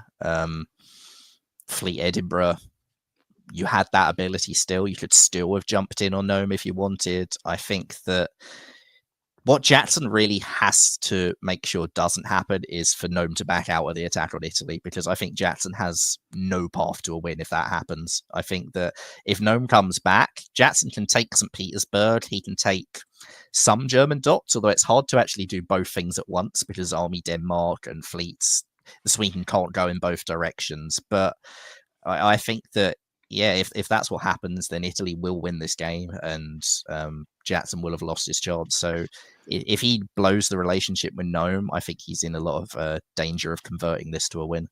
Real quick, was there any blurb in the Sideline report about English Channel, about Jackson sending Wales to English Channel? Okay, because knowing what how Jackson expects Gnome to receive that would be really important for us to know. Well, the fact that it wasn't brought up suggests maybe it wasn't discussed, which, yeah. All right. Jackson's got the strategic decision to make here. And he chooses... chooses Brandon. both. This is potentially both. It would be really interesting to know, to get some clue from the Sideline report, whether Gnome... I mean, Gnome could potentially have invited Mid-Atlantic in. It seems unlikely, but this could be part of a hard sell on like having to go against Italy. Jackson also goes Helgoland and Baltic. The move that is, I think, the most perplexing of all of these is London to Wales. And that suggests, I think, that Jackson wasn't sure about Gnome's intentions and didn't want to make sure, wanted to make sure that Liverpool could not be simply lost. Mm-hmm. That said, it's a big misread of the strategic situation here, because he clearly had Gnome on side. And you would if you want to stick with EF, you would much rather have that fleet in North. If you want to prosecute a war against France at the same time as you're fighting Germany, which he clearly is, you want to be in English Channel. English Channel could work either way because it can tap Belgium. So yeah, we will find out if that could be a very consequential move, because Jackson's game from here is really about tempo. All right, in the East, we have Austria and Italy going to town. This is exactly what both of them need. Man, if Jason Gray can get Ankara here without having to land an army in the Turkish centers, then he will effectively have won the game. But Katie Gray's going to get a build finally. Now this is she spent a couple of years in the wilderness, and now we'll finally get a build. We have the Italian units now orienting to head west. Yeah, this is a lovely turn for Jason Gray.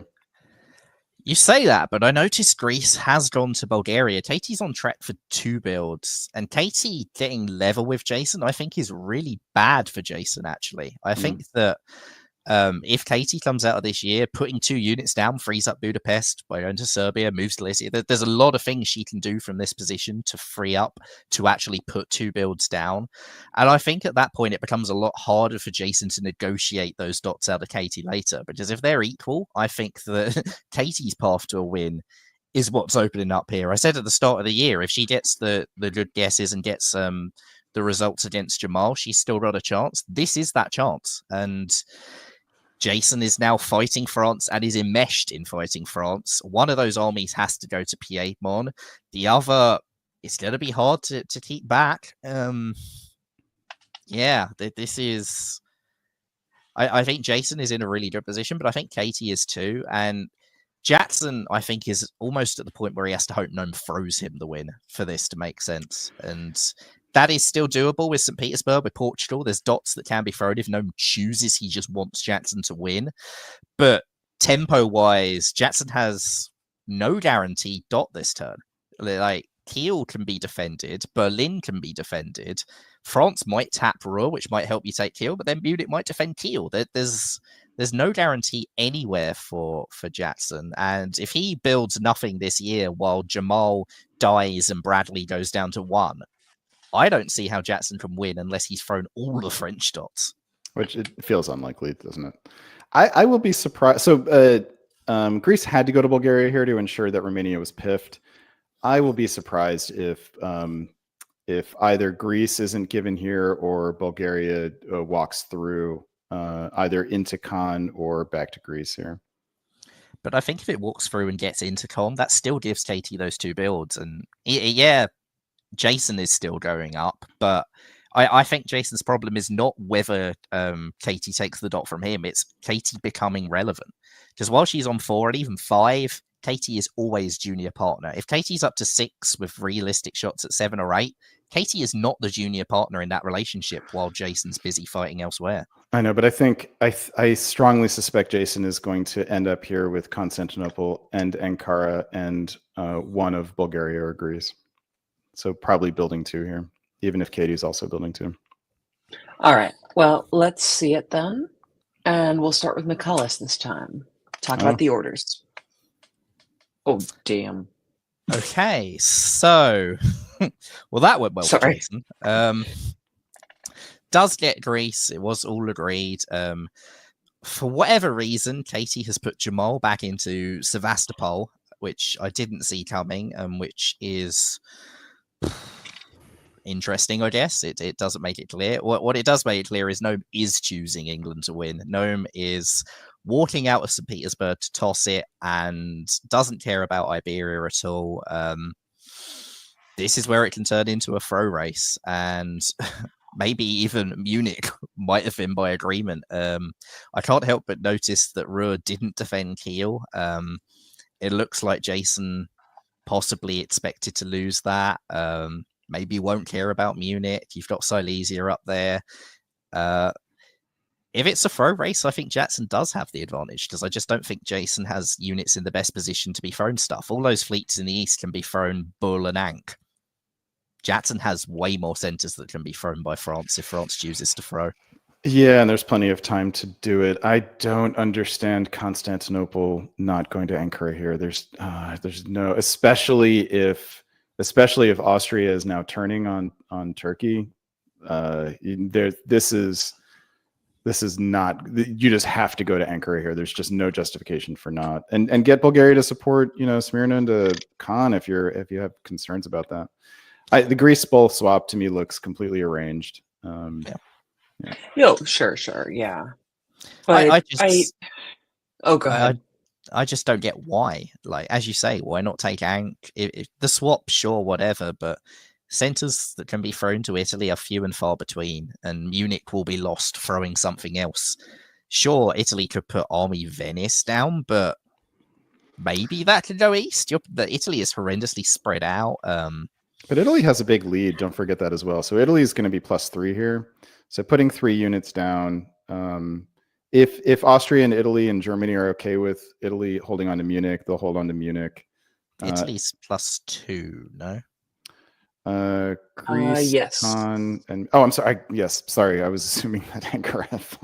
I want to go back in time and do that. Okay, but still +2. So is at 9. England. Well, England's at 8. Yeah. And also, I question. I really don't get that Sevastopol move, either from Katie's point of view or from Jason's. Why does Jason want Jamal back in Sevastopol? It's a really curious decision to just screw Bradley without finishing him off. Yep. Yeah, and oh my goodness, I'm so confused by a lot of this, but I feel like it'll be explained by all of the negotiations, which we'll hear in the sidelines. But wow. I mean, Tarlene and Munich could have been invited, on the worry that Burgundy might go to Munich. It's a little weird, but yeah. I can very much imagine Jason being not at all bothered by AI moving into his dots and wanting to punish EF from this position. Jason Bennett, that is. Yeah. Okay. So we're coming into builds. Yeah, sorry, one last thing. McCall, you're also assuming that Katie won't throw dots to counterbalance what Gnome is doing if Gnome is throwing dots. Yeah. I'm assuming she may well do that. I'm just questioning how. I just don't think that Jason's units are really bad for being thrown dots. Oh, that can be all fleets. That can be rectified pretty quickly. Yeah, with armies. It can, but I think that you lose Munich no matter what if you're doing that, and Because if Jason builds armies and they go into Austria, then how are you holding Munich? And It just needs one. There's still 4 game years left. Anyway. Yeah. No. I mean, but first up, Michaelis, if you are England, what do you build? Fleet London. Army Edinburgh? No, Army Liverpool, actually, so it can go to Yorkshire or Wales. Fleet London, Army Liverpool. I build Fleet Liverpool. I'm assuming that ENF are in lockstep here and that all those moves were agreed upon. I think you build Fleet Liverpool. You need to be able to get fleets down there to replace the French fleets. Well, Barents is going to come off, so there's not actually going to be a French fleet coming off somewhere important, right? So I think that the army to secure the German position is what you want. Yeah, but I would put army in London and all right. Anyway, go on. Oh, Army London and Fleet Liverpool. Yep. All right. But next question, Brandon, you first. You're Italy. You have 2 builds. Army Venice, Fleet, probably Rome. You have a guess here in order to no, you don't have a guess. You just lose Tunis. Yeah, you're going to lose Tunis here. You just have to make sure you don't lose anything else. That's all. I don't see how Italy wins losing Tunis and probably Munich. Yeah, we can. If Germany, if anything, if there's a throw race, it's actually easier to throw dots the other way at this point. To throw dots to Katie is incredibly easy for Jason here, if that's what he chose to do. If he lost Tunis, lost Munich, and decided he couldn't win, he could very easily throw dots in the other direction. Yeah, I don't know if I agree with that. But look, if Jason Bennett doesn't want Italy to stay in Munich, then he's not going to keep it. So it really comes down to this turn, whether he's going to hold on to Jason's going to hold on to Munich. Okay. Well, we've been on this for a bit, and that's a little bit my fault. So let's go back to the sideline before we see the builds. Hello. Hello and welcome to a travesty, also called 1906 of the VDC 2024 top board. Pain, chaos, confusion. Tell us about it, Zoe. I'm just wondering what has happened. So right off the bat, I dropped into a conversation between Italy and France. Jason Gray raising the alarm about Jackson, and Noam just kind of shrugs. Jason Gray talking to Jason Bennett saying, it looks like you guys are handing it to Jackson. Jason Bennett saying, I'm not doing anything. It's basically a story of the East trying to get the West concerned about each other, and it doesn't really seem to be happening. And the other interesting dynamic that just everyone seems to be claiming that they are powerless in this situation, except for Jackson. It's like Jamal is speaking to Katie and saying, I just want to work with you. I can't do anything here. My game's basically over. Germany and France are saying the same thing. Everyone seems to be selling themselves as I can't do anything, and I'm just wondering what on earth the play is there. Yeah. And there's a lot of talk of just drawing this year. That basically anything that Jackson does, whether it's go up to or stay, it might as well be drawn this year, is what we keep hearing. Yeah, Noam okays this move into Mao. Everything's with consent. It's between Noam and Jason, negotiations have fallen apart completely. Jason is frustrated and confused, and Noam doesn't really seem to be able to, for a long time, to put words to why he's doing this. He just feels that his game is over. It doesn't matter. He wronged Jackson earlier, and the only thing left for him to do is to right that wrong. Nothing else matters for Noam. And later on, as we move into the fall, this is where the rest of the board starts to realize, right, that this is really falling apart, that Noam really is going to give it to Jackson. Before then, they kind of were worried, but they didn't really believe it. It's just disbelief here.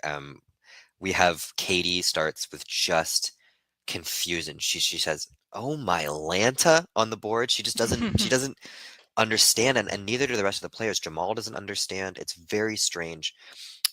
Jason Bennett is really open to turning around and working with Noam, or at least seems to be, but Noam is just very against it. Noam says there's nothing to be done. There are 5 armies on my borders. As long as there are 5 armies on my borders, I can't fight Jackson. Nothing that Jason has done has allowed me to fight Jackson, and there's nothing I can do. Noam kind of says, well, if you give me Belgium and move away, maybe we could work together, but then Jason expressed openness to both of those things, and Noam never expressed that it would happen. So there's going to be a really interesting question of, now that we really see on this board, what does the East do? I've heard talk of counter throw to Katie. Yes. Jamal was pitching it to Katie. I also heard, it might be more feasible to throw it to Jason, and both of them, both Jamal and Katie, were expressing their distaste about throwing it all. And Jamal was pretty much saying, if there is a throw happening, then we counter throw as essentially a punishment. And it does, I will say, the things that I heard Jamal and Katie talk about look like they have come to pass, with Warsaw supporting Galicia into Silesia. I didn't get to hear a lot about what Italy's doing, but that looks like, starting to take this seriously. Yeah, the only thing I'll say is that, as far as I know, Greece was not arranged. So, Interesting. We'll see what happens on the board here in the next year. I wouldn't be surprised if there's a draw. I wouldn't be surprised if things really start to go nuts in 1907, but we'll see you then. Either or, see you then. Yeah.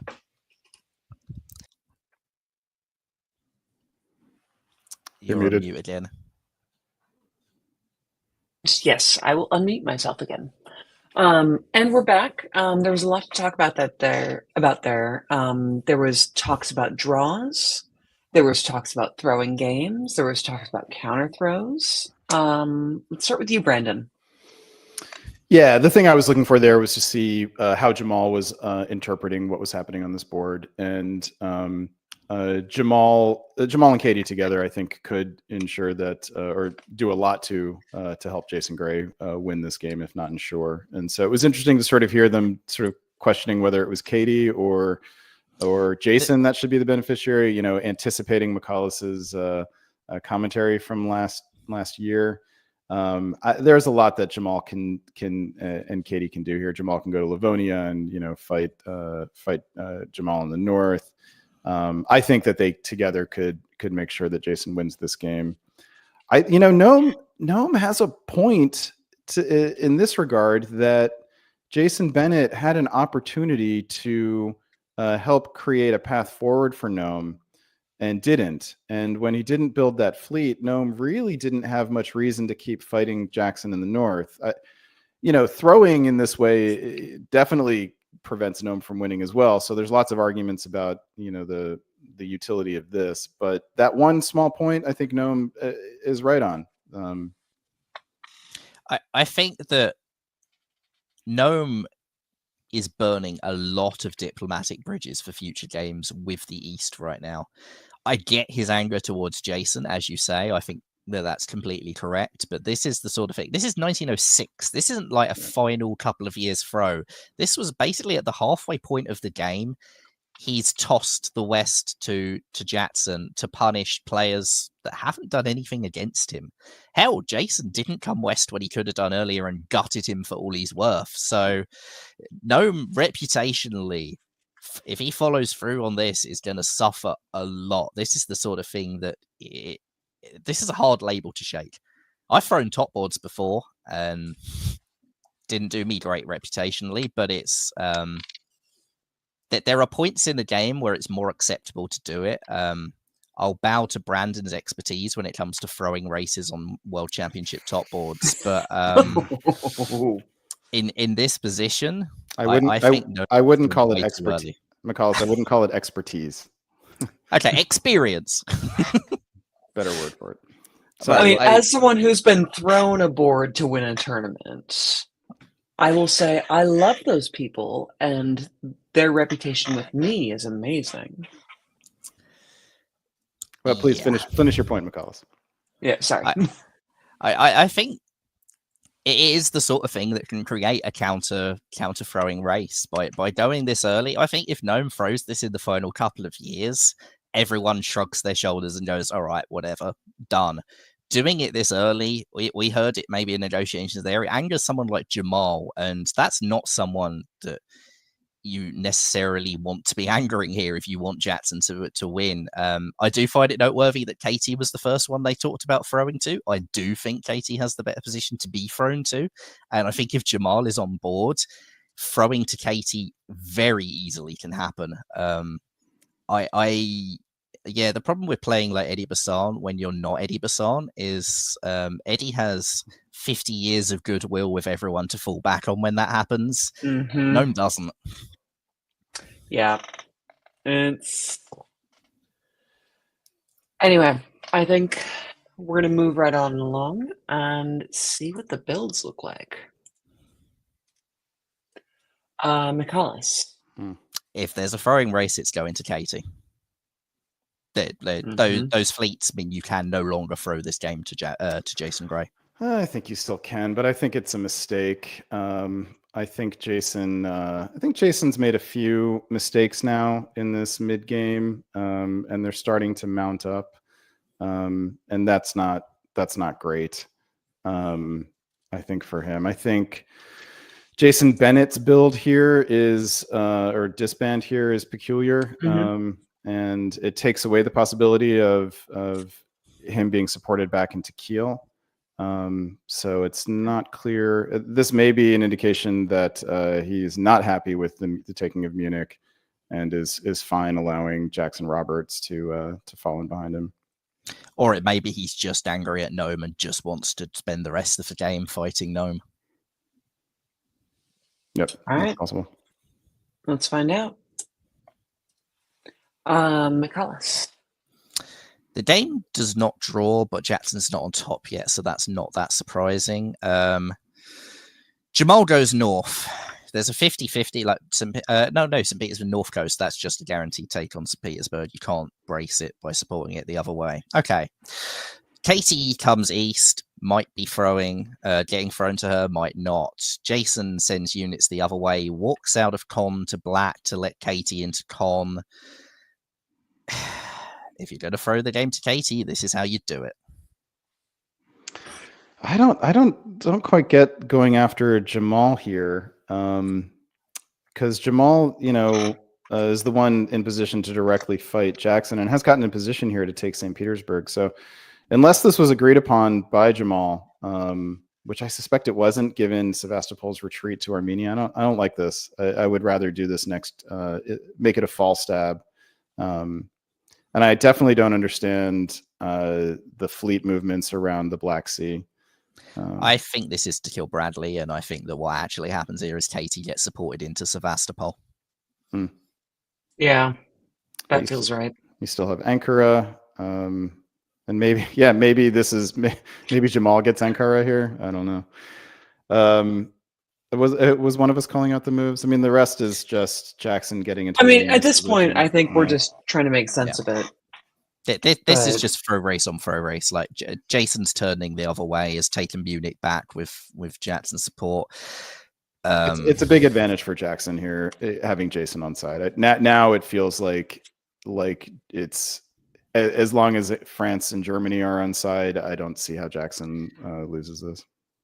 One thing I will say is they didn't take the guarantee on Tunis. And that means I don't think they will get another opportunity to take Tunis. Yeah. And in an 07 game, in an 07 game where St. Petersburg's being lost, probably will be takeable back later, but they're now 17-17 on each side of the board. And there's enough time to throw an awful lot of dots on both sides of this equation, which means Munich, Berlin, Tunis probably end up being the centers this could come down to. Yeah, I don't see that. I don't see it getting there. I don't think the East actually could get one of those players to 17. True, but France also, like, throwing stuff like Marseille becomes quite difficult in this position. Yeah. Paris, because that army that Jackson only has that one army, it's got to either go to Holland well, it can't go anywhere else. So it's okay. It's got to go to Holland to continue that, which means that throwing Paris is going to be really slow, especially when you need to send units to retake St. Petersburg before the end. That means you're pulling away from Berlin, most likely. There's a lot of decisions Jackson has to make that this isn't a lock, but it's going to involve some very aggressive throwing by the East. Yeah, I don't think it's going to happen. I think Holland, Belgium, Brest, Portugal, Spain, and possibly Paris. I think those are going to be enough. All right. Well, Brandon, tell me about it. All right. Well, the Italian has either made a move or has gotten permission from Katie to go forward with the throwing on their side, and that means that the loss of Munich is offset by the gains of Vienna, Bulgaria, and Ankara. Although there's also a loss in Constantinople, so that means that Italy is only +1 here, up to 10. Meanwhile, England is even because they've lost St. Petersburg, interestingly, by walking out.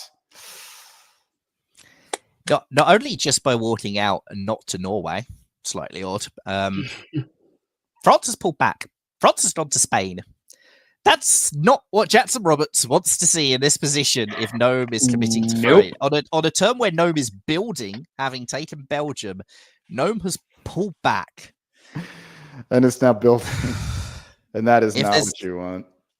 If there's diplomatic play going on, Jackson has lost a lot diplomatically this turn. To be even for the year and for France to pull back and for the one person who is probably on your side to now be only in Munich and Berlin, centers that are really hard to throw, because if you throw Berlin, then taking St. Petersburg back becomes really hard.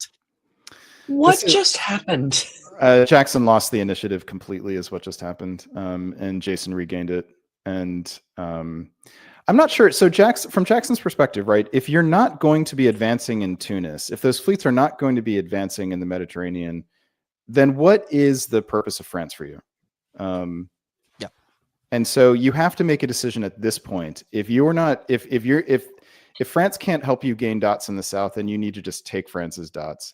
I suspect that Jackson's thought was that the deal with Nome was that Nome would throw him the dots he needs if he needs them in the end, something like that. And you have to be able to look at what's going on the other side of the board and decide whether you need to allow yourself to wait for somebody else's good graces or just to take what you need.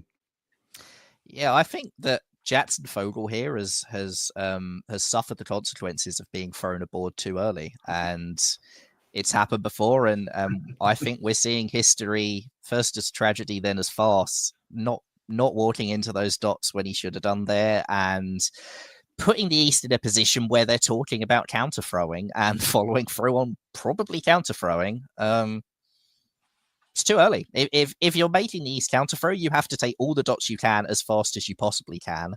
And if you are not going to take those dots, you don't want the East to be counter throwing. So this is the worst of all worlds for Jackson, much like we had Nome with two different tactical sets earlier being merged together. Now it's Jackson with two different diplomatic sets being merged together. Yeah, really quickly, I'll just say, without clarifying, there are quite significant differences between what is happening here and what happened in on the WDC board in Bangkok. That's much less fun for my narrative, Brandon. I know. I'm so sorry to complicate it. We're here for the narrative.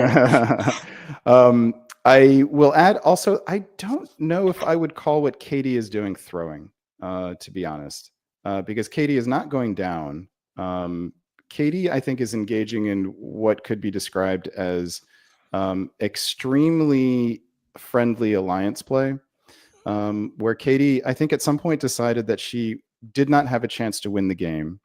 And so rather than try to maximize her center count, she allowed her alliance partner to be the one who gained as they were gaining. That said, I think she's been willing to throw, but I don't think you can say that what she's been doing yet has been throwing. I think letting Vienna go, like Bulgaria maybe, letting Vienna go, it's either a stab or it's a throw. There's just no two ways about that one.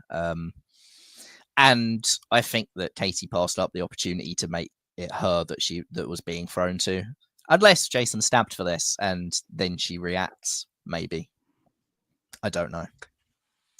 All right. Well, I won't even ask about builds this time. We'll just go right into the sideline. Hello and welcome to 1907 here on the Sideline team. In case you're wondering whether the vibes got better from last year, here's your quick answer. No, they didn't. Not at all. No, people are resigned. People are upset. Gnome is not even having that many conversations, and the ones that he does have go nowhere.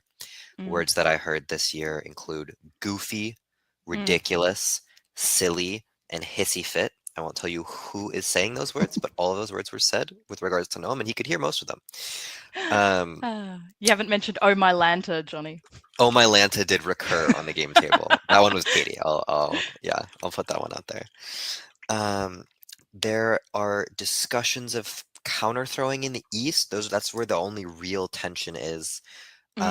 Who's Jamal with? Who's Jamal going to help? Or one of AI going to throw to the other one? And everyone else is just kind of giving up. Jackson's win is a fait accompli. Jackson is the god who reigns above this board. Yeah, this is what it sounds like, and I'm noticing sort of at the start of 07 this funny little dynamic where AI are doing something that I more closely associate with the West talking about Belgium, which is like, oh, I don't want the counter throw. You have the counter throw. I think you've played better. You deserve the counter throw. I was like, wow, this is a consummate alliance. They're really like deferring to the counter throw. And yeah, at some point, apparently Jamal started talking about a counter throw, but that didn't seem like it was going to be needed because, as we can see on the board, at some point the counter throw itself kind of keeled over and died. Exactly. It seemed like an easier route to go through Russia to, not have a counter throw, but actually try and race for something. Right. Yeah, and then in the fall, fireworks. I can tell you I was in the room when this happened. Jason did not have these moves entered with 45 seconds left in the phase. Jason had talked it through with Katie. Jason had convinced Katie to let Bradley live in Sevastopol. He had convinced Katie that it was going to be the two of them, that if no, in fact, Jason had offered about 3 minutes before this to Katie that if Gnome ruined his game and forced him to give it all to Katie, then so be it. Jamal gets into a room with Jason. He says, Jason, it's not over. There's time, but it has to be now. And Jason looks at it, and with, I swear, 15 seconds left, he says, this is a mistake, but I'm going to take my shot. Oh, a few Hamilton references there. I'm not sure if I'm just reading too much into that. This is quite incredible to see, and it makes me wonder, was Jason's sort of deference to Katie the whole time really just playing the long game, getting ready for this? Because, to go from at the start of the year saying, oh no, if we're doing a counter throw, it's yours, Katie, to pivoting around and taking Bull and Vienna. Oh my goodness. Wow, that is quite incredible. Yeah, nothing happened of interest in the rest of the board here, did it, as far as I know? Just a whole lot of grumbling? Not particularly, although at one point, I think when Jason and Katie were talking earlier in the year, apparently Jason messaged Noam asking if he'd 100% given up, and Noam said, not sure, which sounded an awful lot like something that he'd said earlier of, I'm going to go and talk to the East to make sure they don't start throwing to each other. I think that's a little bit of breadcrumbing, as they say in modern relationship parlance, oh no, haven't totally, nope, still play. Right. Well, we will be with you with the reaction to this interesting turn of events in the Sideline Report for 1908. And we're back. So I just want to give a hat tip to Zoe for the Hamilton reference. Not throwing away my shot. But anyway, so we're going to get back to our reactions to that. Brandon, why don't you start? I'm focused on what happened between Katie and Jason. And it appears that Jason we now have confirmation that Jason was stabbing here. Katie, and confirmed in the comments that she didn't like it. It would be awfully nice for Jason Gray to have another army already in position to do something. It's very interesting to consider whether whether Jason has whether Jason has done this maybe too early or at just the right time. This is what I'm trying to work through right now. So obviously Venice has to be an army here. Piedmont can come back. He's got plenty of fleets to go try to, finish off the Turkish centers, maybe get one up to Adriatic. He might actually drop one back here though, before he can move forward one. I don't know. This is fascinating. It's not what I expected. I expected Jason and Katie to sort of take it to the end. As I say, I always suspected that was more one-sided and that Jason might do this, and I don't know. Yes, you've got the ability to send the fleets east, which will get you Constantinople back. And then what? That is the question. And what this is music to Jackson Roberts' ears after botching that last year. The fact that Jason has stabbed Katie here. Katie probably doesn't have anything against Jackson. She has a lot against Gnome and a lot against Jason. And probably a lot against Jamal and Bradley, for whatever reason, for the various things that have happened in the East. Does Katie have anything to really be annoyed at Jackson about? No. Not really. And if Katie decides that she wants Jackson to win, not really sure that that Jason's going to be able to do anything about it. Just Katie can throw those German and St. Petersburg dots to Jackson's direction if she wants to. Yeah, it's a difficult moment. I think I'm relying on the idea that that Jason, there was a path for Jason to negotiate these dots with Katie, and hasn't done that, and has not done that. And if you don't think you can do that, or you're not able to, then you do ask the question, like, am I making a mistake by letting Katie build? Just like we were talking about Gnome building, there's differences in the relationship dynamics in these two pairs, but there is something to be said for Jason, making a move and not having to ask Katie for them. I think knowing Katie as a player, he could have negotiated this, and that would have been a sure way to win this board. Now it's interesting and up in the air. I think that being stabbed for something you were willing to give anyway annoys you even more. I know. Like, you could have just asked for this. Why didn't you? Screw you is a perfectly reasonable response. 100%. 100%. Yeah. All right, so let's move on. See where we go from here, because we're luxuriating too much. Yeah, we are, and I love it, and I love listening to you talk. Yeah. But builds, disbands, any surprises? No. I think the question is, if Katie is okay with this, then they just draw the game now, and if Katie is not okay with this, then the game continues. Yep. And I have no idea. So we go on, and we have orders. Katie's not okay with it. Oh, Jason, Ionian cannot go to Ionian has got to go to the Aegean here. There is no other move here than Ionian to the Aegean. Ionian to the Aegean. You just can't let that fleet out of the box like this. There are two other moves here, Adriatic and Eastern Med. I think Greece is just the slowest possible, but I think you just have to keep that fleet bottled up. So he does a good job keeping Marseille out of Piedmont. That was the right thing to do. It's going to come down to Bradley Grace and Jamal Bukhari. If they decide that they want Jason Gray to win this game, then they will. Then Jason, that is what Jason needs. I have to say, I don't know if that would be enough, but that is what Jason needs. Gnome's back on Team Jackson, so I don't think it matters. Katie is not on team. Katie is on Team Jackson, and Gnome has just walked out of Belgium and cut Munich, so Jackson takes Berlin. I think this is over, and Jackson has won. I tend to agree with you. We can spend 3 years for them to work out the tactics on this, but I don't think it'll matter. I mean, look, if Jamal and Bradley want to help Jason, he's got a shot, because he does have a 2-center lead here, and there are 4 centers there. They can get him to 14, I think, relatively easily. But I have a feeling they're not going to want that. If So, Gnome's back on board and that fleet's in a GNC, then Tunis again can't be held because Ionian will always get cut by that fleet that's over there. Yep. The tactics are there for EF to guarantee that Jackson wins this. All right, let's see what Bradley and Jamal do here. All right, Akalis, you're up.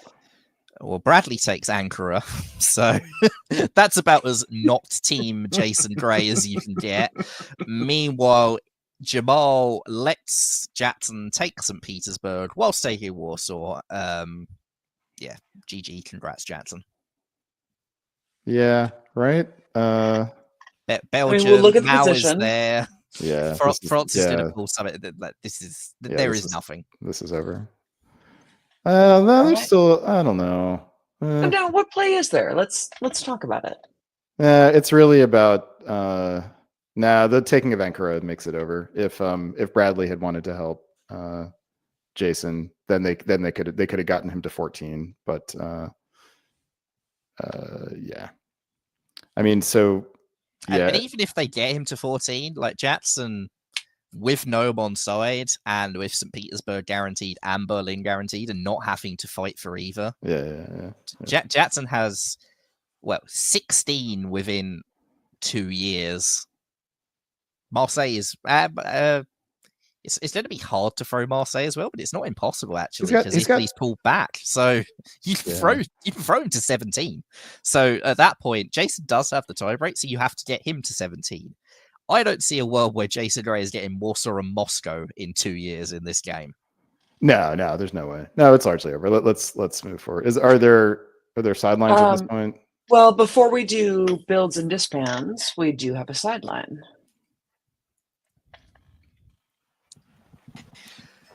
Hello. Zoe and I are actually reaching you after a draw vote that took place, the first of the game in the spring of 1909. And a shock to everyone, the draw vote has failed. Someone saw fit to veto the draw here. So as such, we're going to come bring you a report of the stupidity and ridiculousness that happened on this board during 1908. Zoe, you have an apt metaphor, I think, for what's been happening. Yes, I do. But before I introduce that, I think I need to start with a little bit of context for what I'm about to share. Starting off at the beginning of 1908, suddenly there's an IRT. Stunning. Bradley says, "I'm here to survive. If you're offering survival, Jason, how can I help you?" Jason thinks for quite some time. Jason says to Bradley, "There's not much you can do here, is there?" And that sort of persists for most of spring 1908. Interesting Janissary management. So the thing that I've noticed over 1907 and 1908, and I have a feeling it'll persist into 1909, in the fine tradition of both British and Australian drinking culture, the game table has become a very sad pub on a very sad, rainy Tuesday night. It's the place where everyone sits and remembers the war, regrets all their choices. We can call it the virtual Builder's Arms. So a few highlights. Jason Bennett regrets being on a board with Noam. Jason Bennett tells Bradley that personally he would have left Bradley to live on one centre in Sevastopol and doesn't understand why others may or may not be making that choice. Bradley brings up the Armenia bounce again, kindly acknowledging with my presence that this sideline reporter might be tired of hearing this complaint from him. I simply cannot comment. And in 1908, Katie regretted I'm not sure if she regretted working with Jason Gray or listening to Jamal or not listening to Jamal or listening to Bradley or not listening to Bradley. And she says, "I was playing for me or my ally to win. Now I can't win and I don't want my ally to win." Yeah, it's a sad vibe at the Virtual Builder's Arms. Johnny, do you have anything further to report or any fun tidbits at the pub? No, nothing good from the pub in the spring. I'll flip it to the fall. You messaged me at one point while we were doing this phase, and you just said the words chairs, Titanic. And I think you hit the nail on the head with that one. We have endless discussions here about who's going to be in Sevastopol, who's going to be in Romania, who's going to be in Constantinople. Jamal is the only person seriously playing other than Jackson on this game. Gnome's checked out. Jason Gray is even pretty checked out. He's kind of doing what he can, but he doesn't really like his stab. He doesn't think his chances are good. So he's kind of in between working hard and giving Hardly up. working. Going to the Yeah, pub. well, yeah. Going to the pub. Yeah, he's got a foot in the pub. Jason Gray already has a foot in the pub. Inching in slowly over the Yeah, threshold. that's Oh. right. For some reason, Jamal, well, I shouldn't say for some reason. Jamal is sort of out of, instinct. He's fighting for everything he can get, and he is doing a admirable job of rearranging those deck chairs just to the most beautiful configuration of deck chairs. Yeah, that they one are can imagine. stunning. A mandala of sorts on the deck, Truly, and everyone's looking down truly. going, oh, why? But he's really dedicated. It is definitely a sense of honor, I think, Johnny. Yeah. Well, in any case, we're going to leave it there. And perhaps for our sins, we will see you again next year. I want to give a lot of credit to our sideline reporters. I love the metaphors that are happening here. We talked about the Titanic deck chairs. We talked about a very sad pub on a very sad Tuesday night. Yeah. Love to hear it. It's amazing. But we heard a lot of talk about, I don't even want my ally to win. I don't want this to happen.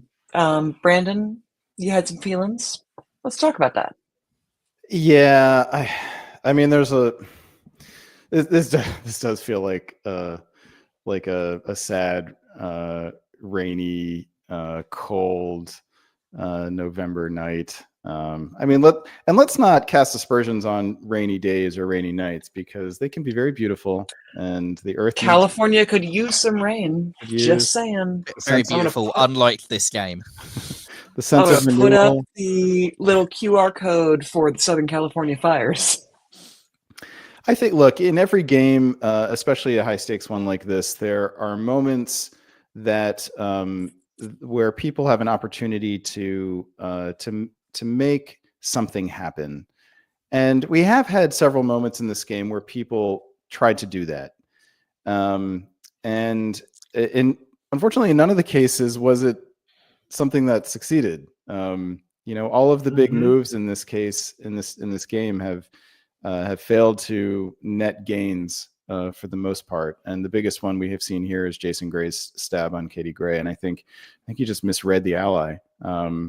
He had somebody on the opposite side playing too friendly alliance play, as a euphemism here for throwing, and you just can't stab an ally in that situation. There's just no world in which that part makes sense, which is why I was so willing to view it as coordinated. But this game is over. This game should draw here, and then we can, I think, finish trying to wrap it up. If I had to give a reaction to this, I'd be doing the shocked Pikachu emoji. I think that you can do that for an awful lot of things that have happened in this game, and every single one of them, predictability is, I think, the reactions that have happened. Jason keeps refusing to build a fleet in Germany, destroys the relationship with France. Predictable. Gnome throws the game or starts throwing the game to Jackson, causes counter-throwing discussions, destroys the atmosphere of the game. Completely predictable. Jamal made the big plans with Bradley. They didn't work, destroyed the relationship with Bradley. These are all predictable things, and this is predictable thing one after another. And then in the end, Jason made the big stab on the ally that was probably willing to give him the stuff anyway, and pissed her off to the point he couldn't win. Predictable. And that is what the last few years of this game have been. Jackson didn't get punished for not taking the opportunity when it was there, because Jason took that stab. I think Jackson got a get out of jail free card, but Jackson has won this game, and it's because the other players on this board were way too predictable, and they did things expecting that the predictable thing wouldn't happen, and the predictable thing happened. I mean, so let's see where we go. We, in theory, have another 2 years that could be played. This game should end right now, and it does not. All right. Well, we know there was a veto draw from from that sideline. They said there was a veto draw. They did spoiler that for us. Yeah, I can only imagine this is Jason has made a veto in a last desperate hope and will surrender in full. But As I have to All talk right, so about that McCullis, text. talk Yeah. about the board. Great. EF moved towards Warsaw to throw Jatson. What could actually get him to 18 if they really, if they had more years in this game. Let's throw Jatson a solo. That'd cap this game off. Other than that, stuff happens. Nothing moves of any relevance. Bradley might lose that second center that he took without getting to build. Jamal going going kamikaze here on Katie's a little bit funny. It is a little funny. No, the funnier thing would be for Katie to put him into Vienna here. That would be hilarious, actually. God. All right, Yeah, let's see where we go. Thank you. The game. Oh, Good. nope. Steve. All right. Well, first of all, let us congratulate Jackson on winning this game and this tournament. And let us all congratulate Siobhan for naming Jackson her pick at the beginning. Congratulations. So thoughts about the game. I just recap, just general feelings, whatnot. Brandon. Well, I want to find things that Jackson did well in order to win this game, rather than what other people did poorly or curiously. And when I look back in this game, the thing that I see is Jackson withstanding a sort of clumsy stab from Gnome, getting into position to defend himself while keeping his diplomatic options open, and his tactical options as well. He did not overcommit to defense, and so he did a nice job, I think, of keeping things as fluid as he possibly could in the North until his opportunity came. And then, I mean, clearly working the relationship with Gnome was a major factor in this. And for whatever Gnome's reasonings that he told himself or motivations for doing what he did, Jackson's negotiation should get credit for at least part of that, if not the significant portion of it. I've played top boards with Jackson before. He's been on a lot of top boards. He's not won them, and I think in the past he's been far too rigid. And what I think he did differently this game was be a lot more flexible. When the attack on him came, he was very flexible on how to manage it. He managed to manage both Gnome and Jason. And I think it was the managing of Jason Bennett, particularly in that mid portion of the game where Jason Bennett was making a bit of a comeback into the game. I think that's what won it for Jackson. He got Jason to build not just one army, but two armies in that position. And Jason, he convinced Jason to take himself out of the game essentially by doing that. And that set the dice up in a position where he could then benefit. He got Gnome to feel defeatist, and he got to get St. Petersburg, Sweden, and Denmark without really upsetting Jamal that much. Maybe Jamal was vetoing to try and throw something at the file of the year. I don't know. But in every position, Jackson was very flexible. He could have just gone down with the ship when everything was looking dreadful for him, when Gnome made the stab and it looked like he would lose up in the north, and he didn't. He was very, very good at turning that around. And yeah, that shows, I think, a lot more flexibility than he's shown on past top boards, and a big improvement. And that's got him the result in the end. Yeah, it's a nice point about sort of convincing Jason to take himself out, and that's a way to describe what he did to Gnome as well. Even more literally. And I think back to that walking out of St. Petersburg that allowed Jamal to keep an extra unit on the board that we thought was very curious and likely a mistake. And I think we have to revise our assessment of that. It may be that Jackson was saved, like you said, by an ill-fated stab on the other side of the board, and so that ended up not being a mistake. But it also may have enabled Jamal to stay relevant longer in the East, which had consequences. And even if it was a mistake on that second to last, on that penultimate year, when he didn't take the dots that were at his disposal, and maybe he was saved, that sort of position is very, very hard to manage. I've given you some flack tonight for it, but I don't know if I'd have done things differently in a position similarly. When a game devolves into throw or counter throw, knowing what to take when it's too much to take, when it's not enough to take, is really difficult, and it's not really what you're prepped for. There's very few situations where that actually comes up, you can't practice that skill, because in a normal game where the stakes are just, it's maybe it gets me some points in the tournament, maybe it gets me some points in the league, the stakes aren't like that. That doesn't happen. You don't get a sort of throw or counter throw where it's all or nothing, and you play top boards and they don't happen that often, and even on the top boards they don't devolve into that situation that often. So it's I can't criticize someone for not managing that situation effectively. I think that the players there'll be a lot of players in this game who will not be very happy with their performance in this game, who will take away not a great deal of joy from the experience, not a great deal of satisfaction from the results or the way they've played. But I think Jackson should be happy with everything he did, and in the end, he's got him the win, and congratulations to Jackson. Yeah, I can tell you just from my experience of that game, which is honestly the first time I'd ever been involved in like a significant throwing effort. And it's not something I've ever done before, is throw a lot of dots to somebody, and it's hard for me to imagine a scenario in which I would.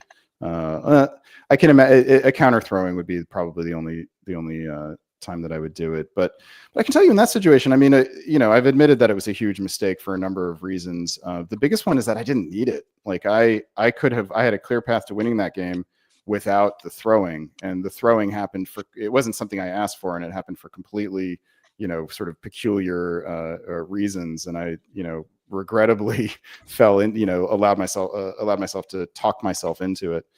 In this case, this is the very big difference here, is that I don't think Jackson wins this game without Gnome doing this.